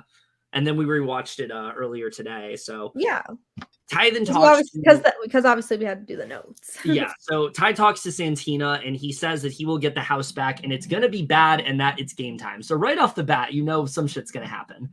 So Hope talks about how before the ceremony, he talked to Ty, and he told him the plan, and he didn't agree, and that for weeks, he and Zach have been walking around dictating the house, and it definitely feels like they both want to control him. So we see him tell them what he wants to do. Again, I really have a problem with the way Ty talks to him here. He's like, what's your reasoning? Why do you want to do this? And he tells Kuzi and Jonathan that Ty just threatened him, and he says that he's ready to do it. So Hope says that moving forward, he will no longer be working with them due to what he just did. Anika and Daniel also commend him on what he did. And Jonathan then asks him how he's feeling. And he tells him that he's very proud of him. And Hope says that he isn't afraid anymore. And he wants to be with him every step of the way. And that this was the first strike. And I will just say right now, this was the best possible thing that could have happened for Hope. I think sticking close to Jonathan, hopefully getting in closer with like Kuzi and Anika and Daniel. I think this is going to put Hope in a significantly better position. Yes. And I don't think Hope is going to be like this block star of sorts that people were thinking. Like I know a lot of people were thinking prior to this week that Hope was going to be like a pawn star and he'd be on the block constantly. I don't think that's going to be the case after this episode. I think he's actually in a much better spot now. I honestly don't see that with Renee either. Yeah, I think both of them did good enough job to where that's not going to happen. So Ty then goes to Zach and Dan, and this is really when everything starts up. He says that this house is a joke and that Zach needs to make sure that he's not aggressive. But Zach tells Ty, no, they're talking about you. They're not talking about me here, and that he is intimidating Hope and making him feel small. And Zach feels that they're all just acting like this isn't legit. And Zach says waiting too long is a mistake. And this is immediately where we see the hypocrisy. Zach knew exactly what was going on here, and he chooses until now to like do something about it. And it's like, it's really bad to watch. I've seen a lot of people compare this to, and obviously this was a much more serious situation. People compared this to Michael and Brittany in Big Brother 24 with them knowing what Kyle was doing and not revealing it until they used it for game pretty much. And like, they then voted Kyle out because of it when they should have just told people immediately what was going on. Obviously, that was a much more serious situation, with what Kyle was doing, much more disgusting and things like that. But I do think this is similar in the sense where it's like Zach knew this information. Zach knew that Hope had this letter and chose to do nothing about it. It's like it just makes him look so much worse because of it. So yeah, Zach in this episode is just really insufferable to watch. And he has been throughout most of the season, but this was like on another level. So basically he says that if they don't take it, all three of them are just going to walk, and says that Hope cheated and has to go. I love how confused Dan is here, thinking that they're talking about a comp at first. He's like, wait, when did this happen? What comp? And then he realizes, oh, it's literally just a note outside from his girlfriend. What did you think about this whole thing? It annoyed me and it made me pissed off because, obviously Zach and Ty are just like, basically they're just like literally saying that Hope is cheating when that's not even part of his letter. And then also Zach saying that they need to walk from the game is just really poor sportsmanship. Yeah, it really is. That part I really have a problem with. Like, but I do want to say, never walk from a game because it's very disrespectful. Yeah, regardless of whether or not this letter should have been there, I don't for a second count this as cheating. There's nothing in the letter that was like game revealing. From what I understand, it literally was just a letter that said like his girlfriend sent him, said, I love you. I hope you do well. Like that's literally all it was. So I don't count that for a second as cheating, but also just the way that both of them act, they just really blew it out of proportion. And it very much comes across more as like, this was like their last ditch effort. Like they did this because they needed like a Hail Mary to like continue in the game. And this is what they were trying to do. And the fact that they stooped to this level really just shows how bad of players that both Zach and Ty are. I feel like this episode really exposes that. So basically What happens next is Zach then gets called to the diary room and gets confronted about it because it's like, wait, did you know what was going on? And basically he doesn't explain anything. And we see the producers like really grilling him about what is happening. And he says that Hope snuck a letter from the outside world and he's been carrying it around and looking at it. He says he found out about it a week or so ago. And he says he read the letter and the producers knew what was said in it. He didn't want to share with them right now because he thought Hope was just a young kid and needs some love, which is a really stupid excuse. Let me just say the fact that he did that and now he wants to go for Hope conveniently when he's now on the block. And Hope didn't use the veto in his favor. But he thinks that it sucks that he's doing that and the rest of them can't. But he's thinking now that Hope isn't the person that he thought that he was. So yeah, Zach's called out here, and Ty then asks Hope if he is feels like he's intimidating. I don't know why Ty. This whole part with like Ty, Hope, and Zach just like annoyed me. Yeah, especially because like the way he goes about it, it's like you're asking him if he is intimidating while you are intimidating him. It's like not good. But Hope is very confused by that. Ty asks how he's feeling, and he says that he's good. Hope says that he really wanted his moment, so Ty leaves and Zach walks in, and Zach rudely says enough with the acting and says that he shouldn't tell him when he gets to speak. He says he wasn't trying to put any pressure on him to make any sort of decision, and he tells him to stop shredding the narrative that they were trying to intimidate him. So Ty walks back into the room and confronts him that Hope said he's now strong-armed him, and Hope then says he should come to him and ask him first. Ty straight up calls him a clown here, and Hope is just confused at what is happening and asks how he pulled up in there. And Ty tells Hope that he's being aggressive, and Hope says that they're done. I felt so bad for Hope in this moment. It's like he's really just trying to, like, he barely even understands what's going on. He's trying to get to the bottom of things, and they're just like, not really, they're straight up like taunting him here. Was honestly just like really gross to watch. Like I said, so gross because a lot of this was fun. They were all gaslighting him. Yeah, like a lot of this was fun. Especially this part was not fun. This part was like, I felt really bad for Hope here. It was awful. So Hope then gets called into the diary room. Ty and Zach are sitting with Dan, pretty much snickering, thinking that he's about to be like kicked out from the game and that's about to happen. So the executive producer confronts him and about the letter from his girlfriend. He straight up says, yeah, but he didn't want to bring it up because he didn't want to get into trouble. So she asked him to go get the letter. And he says when his last stuff came in, the letter was in one of his socks. He promises that he doesn't have anything else. And I'm just going to call it out right now. I don't fault anybody in the house other than production for this. Because literally, like, it's not like Hope just got this letter yesterday. Hope has literally had this letter since the second day of the game. And the fact that production couldn't recognize that, they're supposed to be paying attention to all these different cameras. The fact that they didn't, and they didn't do their due diligence, it just really shows how poorly ran this was. I do think that they kind of fixed it, but I don't think that in any way production should be, that we should let this go unnoticed. Like, I think prod is absolutely at fault for this. And it's not really Hope or Zach's fault. They should have just like checked his bag. Well, it was in his sock. I think it was more like it's kind of hard to check somebody's sock. I think what they should have done was the second they looked at the cameras and they saw Hope with the letter, they should have then called him to the diary room about it and gotten rid of it. And then this wouldn't have even been an issue. That being said, I'm glad that it wasn't because we got some great TV out of it, but it doesn't change the fact that production is very much at fault for this. Yeah, I definitely agree there because like they just didn't do a very good job with like checking things and stuff.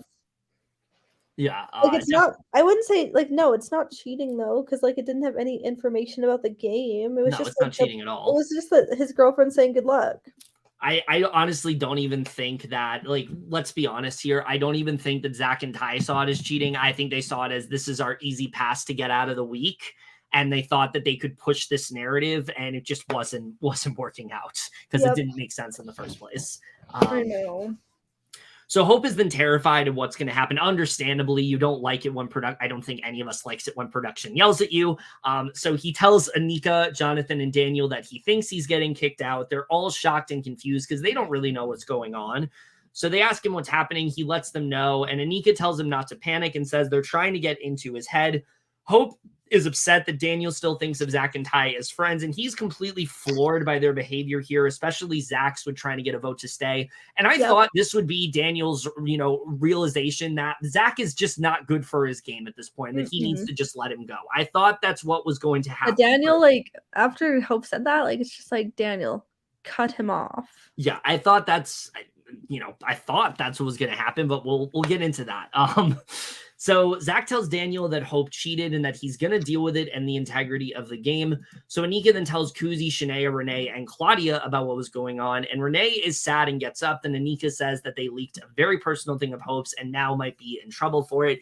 And Claudia thinks that this was a really petty move, because it was. It absolutely was petty. And it was only something they did to save themselves and nothing else. So, they pretty much call it as is.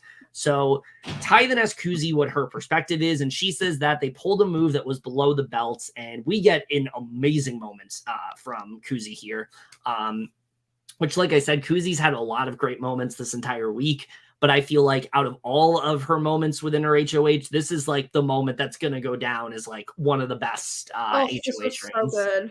Yeah, so basically she says they pulled a move that was below the belt. Ty says that there was no intimidation, and she asks if he's sure. He gets up and says if he wanted to intimidate him, he knew what he had. He would have said do what he'd do with the veto, or he's going to.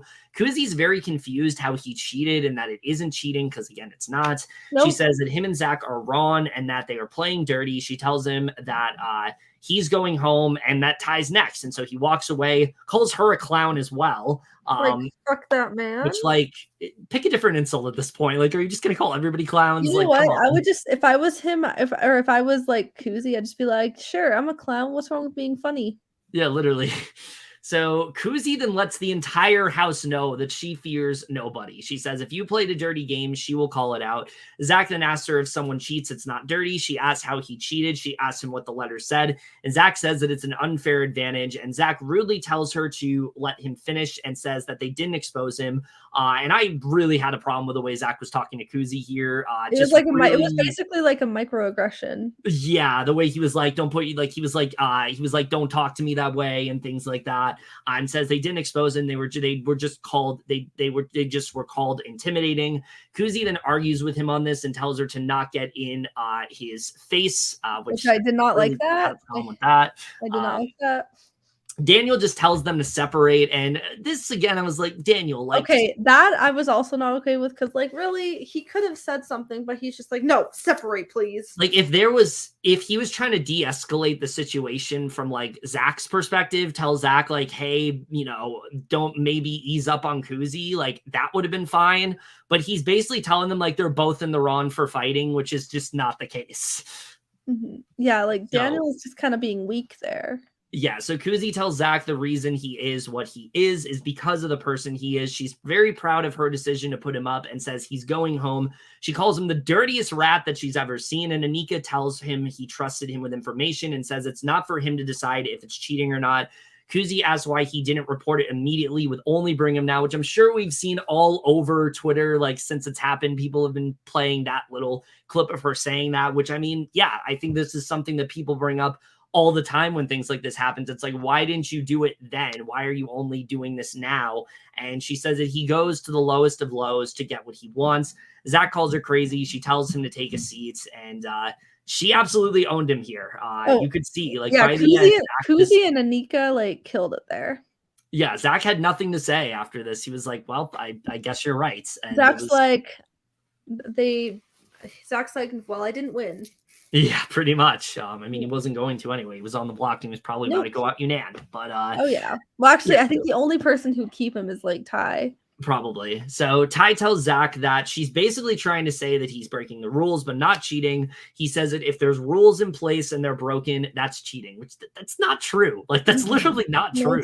There's just because there was an infraction, that's not cheating. There's different rules that mean different things. It was just something wasn't told the production that was a thing, but it wasn't like breaking the rules. That's literally all this was. It was that there was an item that production didn't see and Hope didn't know what to do about it. And unfortunately, production found out in the worst possible way. And Zach is also at fault for knowing about it and not speaking up because of the principles. He keeps talking about the principles.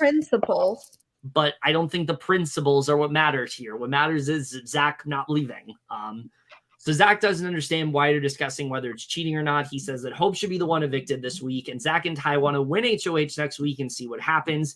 And he says that he straight up says he's walking that if Hope doesn't leave today, which is so stupid. Which is like stupid. Like he says, "Oh, I respect the game," but then he decides to quit, which is stupid. Yeah. Which again, remember I don't respect him at all. Remember, he called Vanessa a sore loser. Just keep that in mind. So the house guests are then called to the living room, and this part I was like really worried. I was like, oh God, please do not get Hope removed from the game because of this. I was really worried that this was going to be like a Jamar and Kyle situation where like all three of them, like both Zach and Hope, ended up leaving, and I was glad to see that was not the case. We see Arissa wishes that she was talking to them in better circumstances. She says that since Hope didn't alert Big Brother about the letter, he actually gets what I thought was a fairly understandable punishment where he will be stripped of his vote in this week's eviction and won't be allowed to play the next HOH. I thought this was totally fair. It's not like game. It was really just he didn't let them know about the letter, so they just give him a punishment, which is and I do think there had to be some consequence there. Like, yes, it is production's fault, but Hope is still at fault for not doing anything about it. So I do think that there need to be some consequence there. Exactly. But they also kind of make him the hero here, where she lets everyone know they want to level the playing field by providing everyone a letter from their loved ones, which again, I thought made a lot of sense. It was love that. Yeah, this was a good way to handle the situation. It's like, okay, if the problem is that Hope has this unfair advantage, well, now he doesn't because everybody else gets a letter. So suddenly that's not an issue. So she tells Shania to go to the pantry. Everyone gets letters, and everyone's very emotional reading them. But the only two people who don't are Zach and Ty, who leave the room very spoiled, very bratty here. And I hated that so much with them because they were like, really? You make a big deal of this, and then now you're like, nah, I don't care.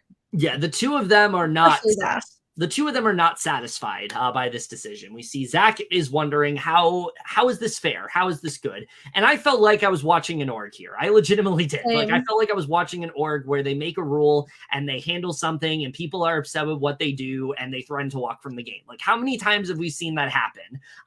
Like, it's more common than you think. Ty says that at least the vote is out of his favor and won't count this week. Zach says that that's not the point. He says that his vote wasn't the difference and says that they just allowed him to cheat. Zach says that they have to walk and that it doesn't change anything but just makes it worse. Zach is completely done and thinks it's ridiculous. But then suddenly he backpedals and he's like, okay, I'm going to walk, but I'll only walk if Shania and Claudia aren't able to vote for me, which is like, okay, now we really see what's going on here. This had nothing to do with the principles. This was literally just based on, can I find a way to stay in the house this week? And he is doing whatever he can to make it happen. And I thought the fact, especially that he was like threatening to walk so they would not vote for him, so they would vote for him to stay, was absolutely ridiculous. And the fact that he thought that was even somewhat of a good pitch is, I just don't understand it. Like, I don't understand. I am appalled by everything that Zach did here. Because we get this moment where he's talking to Dan, Ty, Claudia, and Shania and asks if they want to talk any game. They're all just kind of laughing, probably because of what's ended up happening this week. And he says he found himself in a very tough position today, and he feels most comfortable with Ty and Dan, but says it's very clear there's a group of people most comfortable with each other. Dan says this is the most obvious group in terms of trust for his game, and he thinks for them as well. And something to talk about here is that apparently they didn't show it on the show, but I guess that like Zach and Ty and Dan wanted to work with Claudia, Shania, and Renee. Like, they wanted to make it like a six of sorts, and that's why it was so imperative to get Claudia and Shania's votes. But I mean, I don't think that would ever actually happen, because why would Renee want to work with them? Yeah, no, I don't think it would work out, honestly. No. Because it looked like during this conversation, Claudia and Shania were like not interested. Yeah, definitely. So Zach says that not all of them are playing the game the same way. He says he helps them, helps the people that they're working with, and helps the relationships they have, and says Santina does not. And Ty agrees with him. Zach says he doesn't want to protect them, just play with them. Claudia and Shanae are just kind of giggling at this pitch. They're not really into this at all. And Renee says Renee says that there's an unofficial girls' alliance. She sees that Zach is campaigning hard. She said unofficial official. Yeah, and she has a feeling that he can spin almost anything to keep the girls' alliance out of jeopardy. She needs to make sure that they stay on track, and she's starting to feel terrible for Kuzi since this is a big move that they agreed on, and they have Daniel ready to give Zach a vote out of pity or friendship. So Renee tells Kuzi, Anika, and Daniel that Dan, Ty, and Zach are outside with Claudia and Shania and says they're fighting the good fight, but Daniel still seems to be leaning the other way. And we get probably the most infuriating moment with Daniel so far. Because like I said, at this point, I really thought at this point, Daniel was pretty set on, okay, Zach is a sinking ship. I can't keep him. If I keep him, it's not going to work out well for me. He doesn't have my best interest. Kuzi has my best interest, and I just need to listen to her. But no, we see Kuzi tells Daniel if he goes with Zach, he's going against her. And he says if everything is going according to plan, it's not about him trying to screw her over, but she says that it would be him screwing her over because that is basically what he's doing. He says the goal was to get rid of one of the three, Ty, Zach, or Santina. And for his personal gain, he can't send somebody out that he has a connection with while saving someone he doesn't. And Kuzi says that's great, but what if one of his friends is the one that put them up? She needs his support and says that his vote isn't needed. And she makes it clear that it is and says that if he stays, she doesn't want him to talk game with her because she won't forget it if he keeps him. And he says he's not trying to stay with him because he's still supposed to go. Kuzi says that she does need him if Claudia and Shania were to flip. And yeah, I mean, I feel like Kuzi was making all the points here where it's like, you know, it'd be different if, let's say, Kuzi didn't care who went. She put up two people. She wanted either of them gone. She didn't really care who went. But with everything that's happened, especially with the fight that she just had with Zach, you know that Zach is probably the biggest threat to her.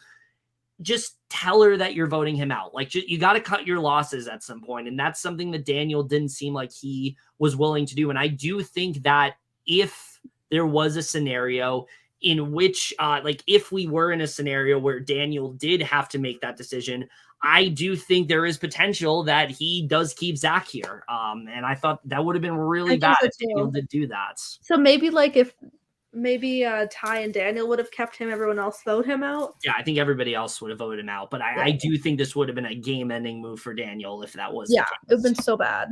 Yeah. So Claudia tells Zach that she's very overwhelmed and she doesn't want to hurt anyone regardless of what she does. She says that the six of them feel right on paper, but that those guys are strong and she thinks it's scary leaving them in the house. And Zach says it's okay if there's no commitment to them, but they just don't think what happened is fair. And so they're going to be leaving tonight. And the thing that is so funny about all of this to me is that Zach just assumes, even though Ty isn't nominated on the block, that he's just going to like walk out like right beside him. And Ty has almost no hesitation whatsoever. He's like, sure, I'll just go. Even though, well, we'll talk about what happened, but basically with Claudia's vote being clear, basically he feels it's a done deal. They got to leave. Claudia tells Ty that this sucks. He doesn't want to see her hurt or cry. She says there's no way to know what the right decision is. They literally go to the diary room and Ty's like, what is the process for self-eviction? And I'm like, have you not seen the show? Like, how do you not know how to do this? You literally just say you want to self-evict. And Claudia is very confused why they went in together. They tell the producer that they want to leave the house. Zach says that they both got cheated, and he tells Ty that it's all good if he does go back. Zach then decides to self-evict. We think that Ty is going to follow suit. And I was like getting so excited. I was like, oh my God, Zach and Ty are literally both about to leave. We're going to get right to jury if this happens. I know. And Ty says that he knows that this is principle, but that at the last minute, he's like, you're taking this too seriously. It's just a game. I don't understand why Ty didn't just do this at the start. Like, if he really felt this way, why did he walk into the diary room with Zach, making it look like he was going to walk out with him? Because I think now that Ty almost quit the game, he's fucked after this. I don't think he has any chance of winning this game because he literally almost just quits. Like, he's not going far. if he had talked to Zach and said, I respect you wanting to walk, but I just can't in good conscience do that. I care too much about the game. I think people would be respecting him a lot more, but the fact that he almost walked out and then chose not to, I think honestly is worse than what Zach did. At least Zach stuck to his guns, and the fact that Ty didn't, I think is really bad, and I think it's going to put him in a much worse position than he was. Oh yeah, he's definitely like not going much farther, maybe a couple weeks, and that's it. Yeah, so the two of them say their goodbyes. Ty then goes back in, wants to read his letter. Claudia then goes and hugs Ty emotionally. And so the only downside of this is we have seen this happen in the house before, where it's like, you know, people talked about this in Big Brother 21 when the big blow up happened with Grateful. That's really when like Jackson and Holly became like a lot closer. If you remember, and people are thinking that's what's gonna happen with Claudia and Ty. And I do feel like right now, unfortunately, that is what's happening here. I think unfortunately, Claudia is getting a lot closer to Ty because of this, because of what they just went through. And I think it's really not going to be great for Claudia overall. I mean, if she just gets back on track, like if Renee and Kuzi talk to her, they can help her get back on track. But it's hard to say where she's gonna make it right now. Like right now, I kind of get like a 7th place vibe. I don't know. I feel like right now Ty is alone, and I feel like because of that, he's really going to try to play into Claudia.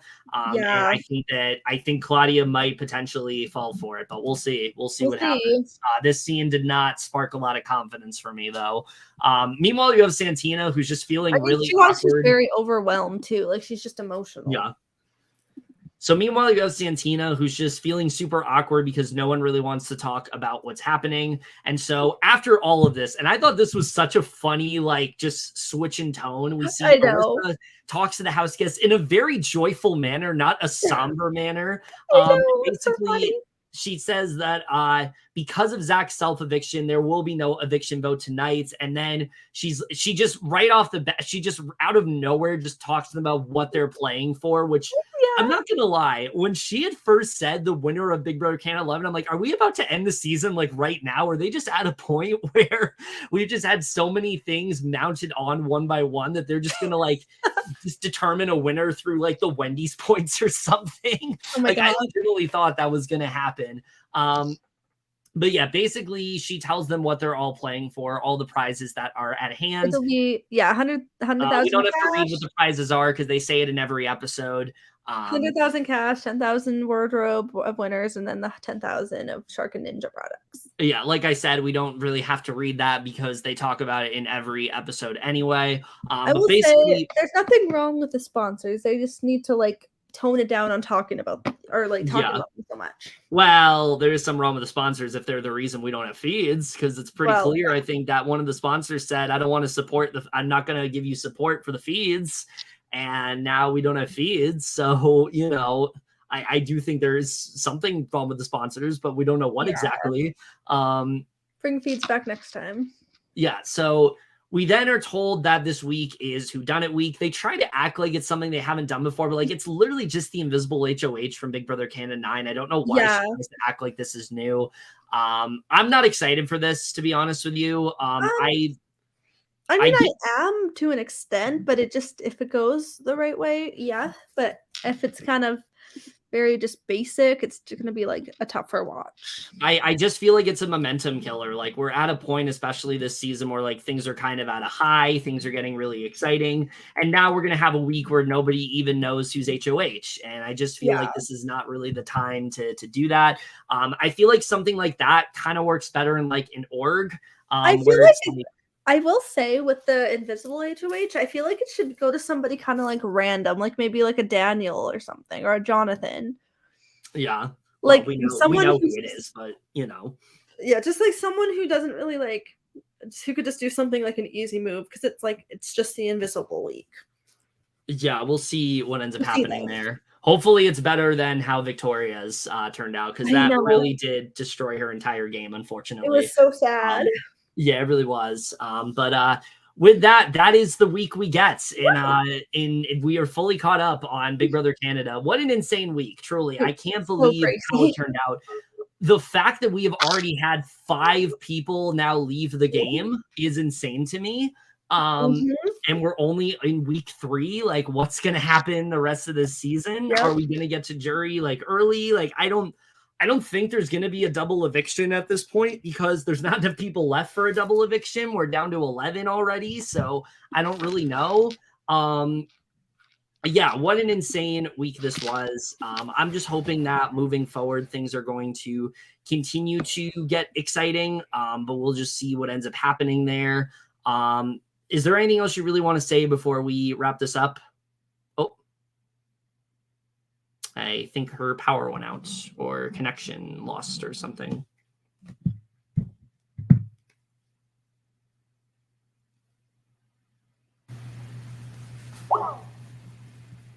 Yeah, her connection went out. Okay.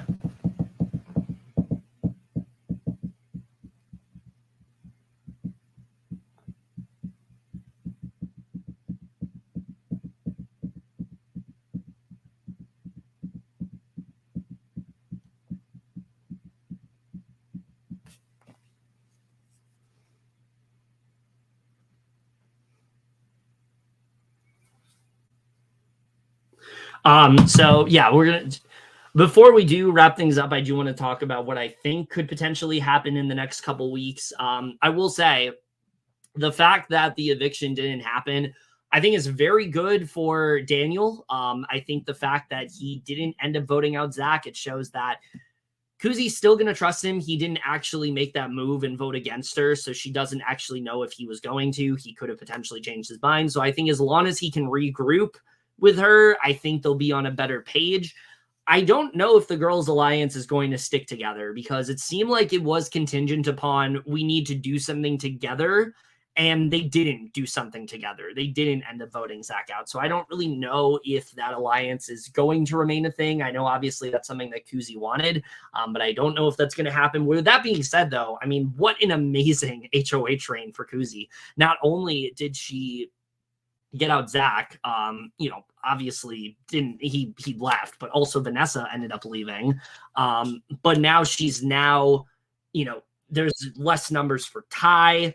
She's now in a much better position. There's a lot of people that trust her more. So, welcome back. Sorry, my connection went out, and then I restarted my computer, and I'm like, really? They always do this during. Oh, I think it did it again. So yeah, like I said, I think the Girls Alliance potentially might not be a thing, but we'll see what ends up happening. Ty, I think, is in a terrible spot. Dan is also in a terrible spot. I honestly keep forgetting Dan is there. The one person I think that is very much like the wild card right now is like Jonathan. I think Rob, I think heading into the season, I thought Dan was going to be like the wild card, kind of like the dark horse. I think that's Jonathan now because Jonathan's in a spot where he's not in danger necessarily, but I don't think he's in necessarily the greatest spot either. Hello, are you back?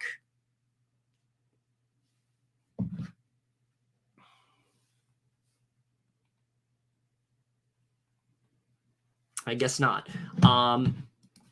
Yeah, I think Jonathan is kind of like a wild card right now, and I think that he's definitely someone that could potentially go far in the game, but also maybe not. I'm not entirely sure where he's going to fall, but we'll really just have to see. Hope, like I said, is in a much better position now, I think, through everything that's happened. So I think that he's definitely someone that we can watch that I think is going to do a lot better based on the week.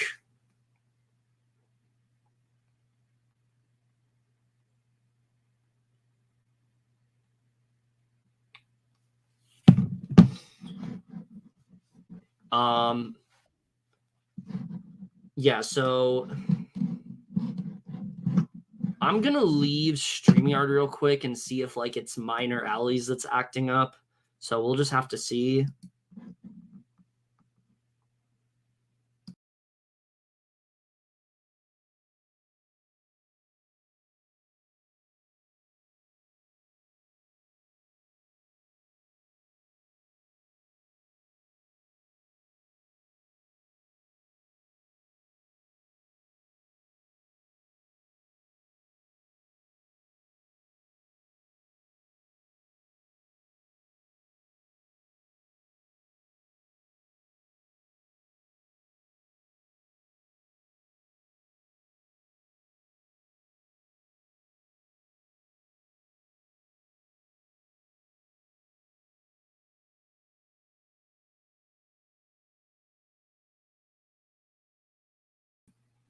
Yeah, clearly there's something wrong with Aly's connection here because it's still like really spotty. I can't even see her.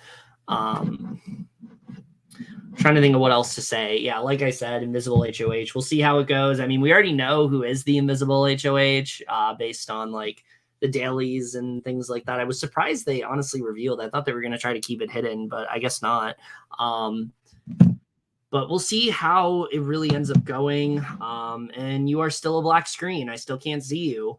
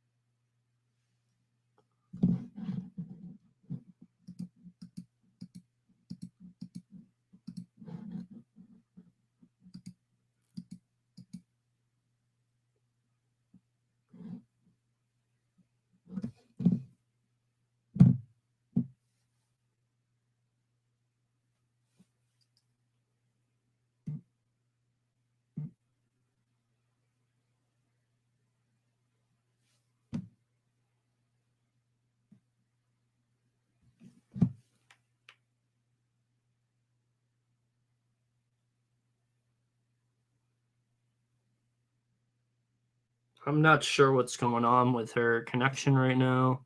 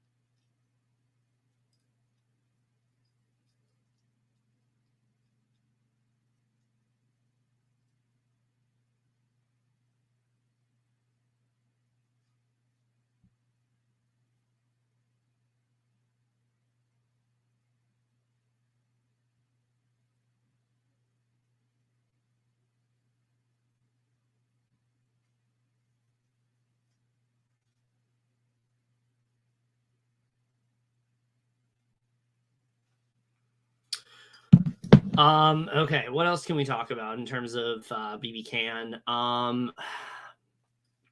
Yeah, let's talk about the girly pops actually, because I didn't really talk about them that much. I think the girly pops are an interesting spot heading into. Oh, you're back! I can see you. That was so weird. I don't know what happened. Like I restarted my computer, like, and then I came back and I saw myself, and I just didn't know why you couldn't hear me. That was so weird. Yeah, because I just restarted a second time. Yeah, because you joined and then it froze and then it was a black screen. So I don't know what happened. So weird. Yeah, is that just a StreamYard thing? I have no idea, but we are wrapping things up here. I was talking about. I think I was talking about how I think the girls' alliance is probably not happening now because Kuzi wanted them to make a move together and they didn't make that move together. So I think there's a significant chance of that not really happening anymore, but we'll see. I think especially because like I think it's pretty clear there's the girly pops and then there's the shady bunch, and I don't think they're gonna like come together, at least right now. The shady bunch, the girly pops, and then the girls' alliance. Well, the girls' alliance I don't think is a thing right now.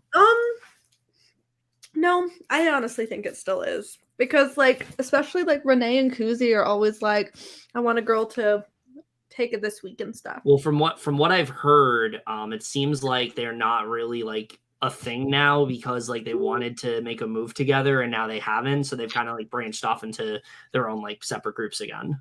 Yeah, we'll see. So anyway, we are going to wrap this up here. Is there anything else you want to say before we wrap this up? I just hope they can stick together or at least come back together. We'll see. I'm excited to see what happens with this next week. And then we kind of know what's happening. Yeah. I mean, we just can't talk about the episodes until we watch and everything. Yeah. But, because obviously we talk about the episodes. But then we're also going to be doing Survivor live tomorrow.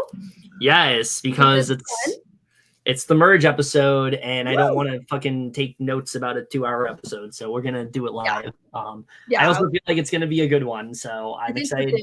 I'm excited to do it live. Who knows what's gonna happen with this cast? Yeah. Hopefully, hopefully it's not like a storm watch for you, and you're able to watch the episode. Oh gosh, I hope so. Or I'll have to see on like my TV if it will let me as well. I'll try. Yeah. Or just find some streams. Maybe see what time it's playing on Global. Yeah. And then because I'm so excited to watch that. And then because I mean that would be really sad if we couldn't watch it live. Yeah, definitely. Or if only one of us could. Yeah. I mean, if only one of us could, like you can just like screen share it for me or something. Yeah. But other than that, stay tuned for more reality shows. Like we eventually have The Circle, The Traitors, The Mole, etc. Like all those happening at some point when we get time.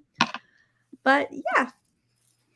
Yeah, other than that, guys, that's it for this video. Of course, let us know what you're thinking of BB Can this season. For the small few that are watching, I know there's not nearly as big of a crowd as usual because, when you lose the feeds, you lose an audience. And that definitely and also people just have different schedules, too. They're just busy. But I do feel like, especially compared to like last season, there's way less people watching this time around. I think it's pretty clear to see that. But either way, that's it for this video. Hope you guys enjoyed it. And remember, couples who podcast together, stay together. See you guys later. And also, fix your internet. All right, bye.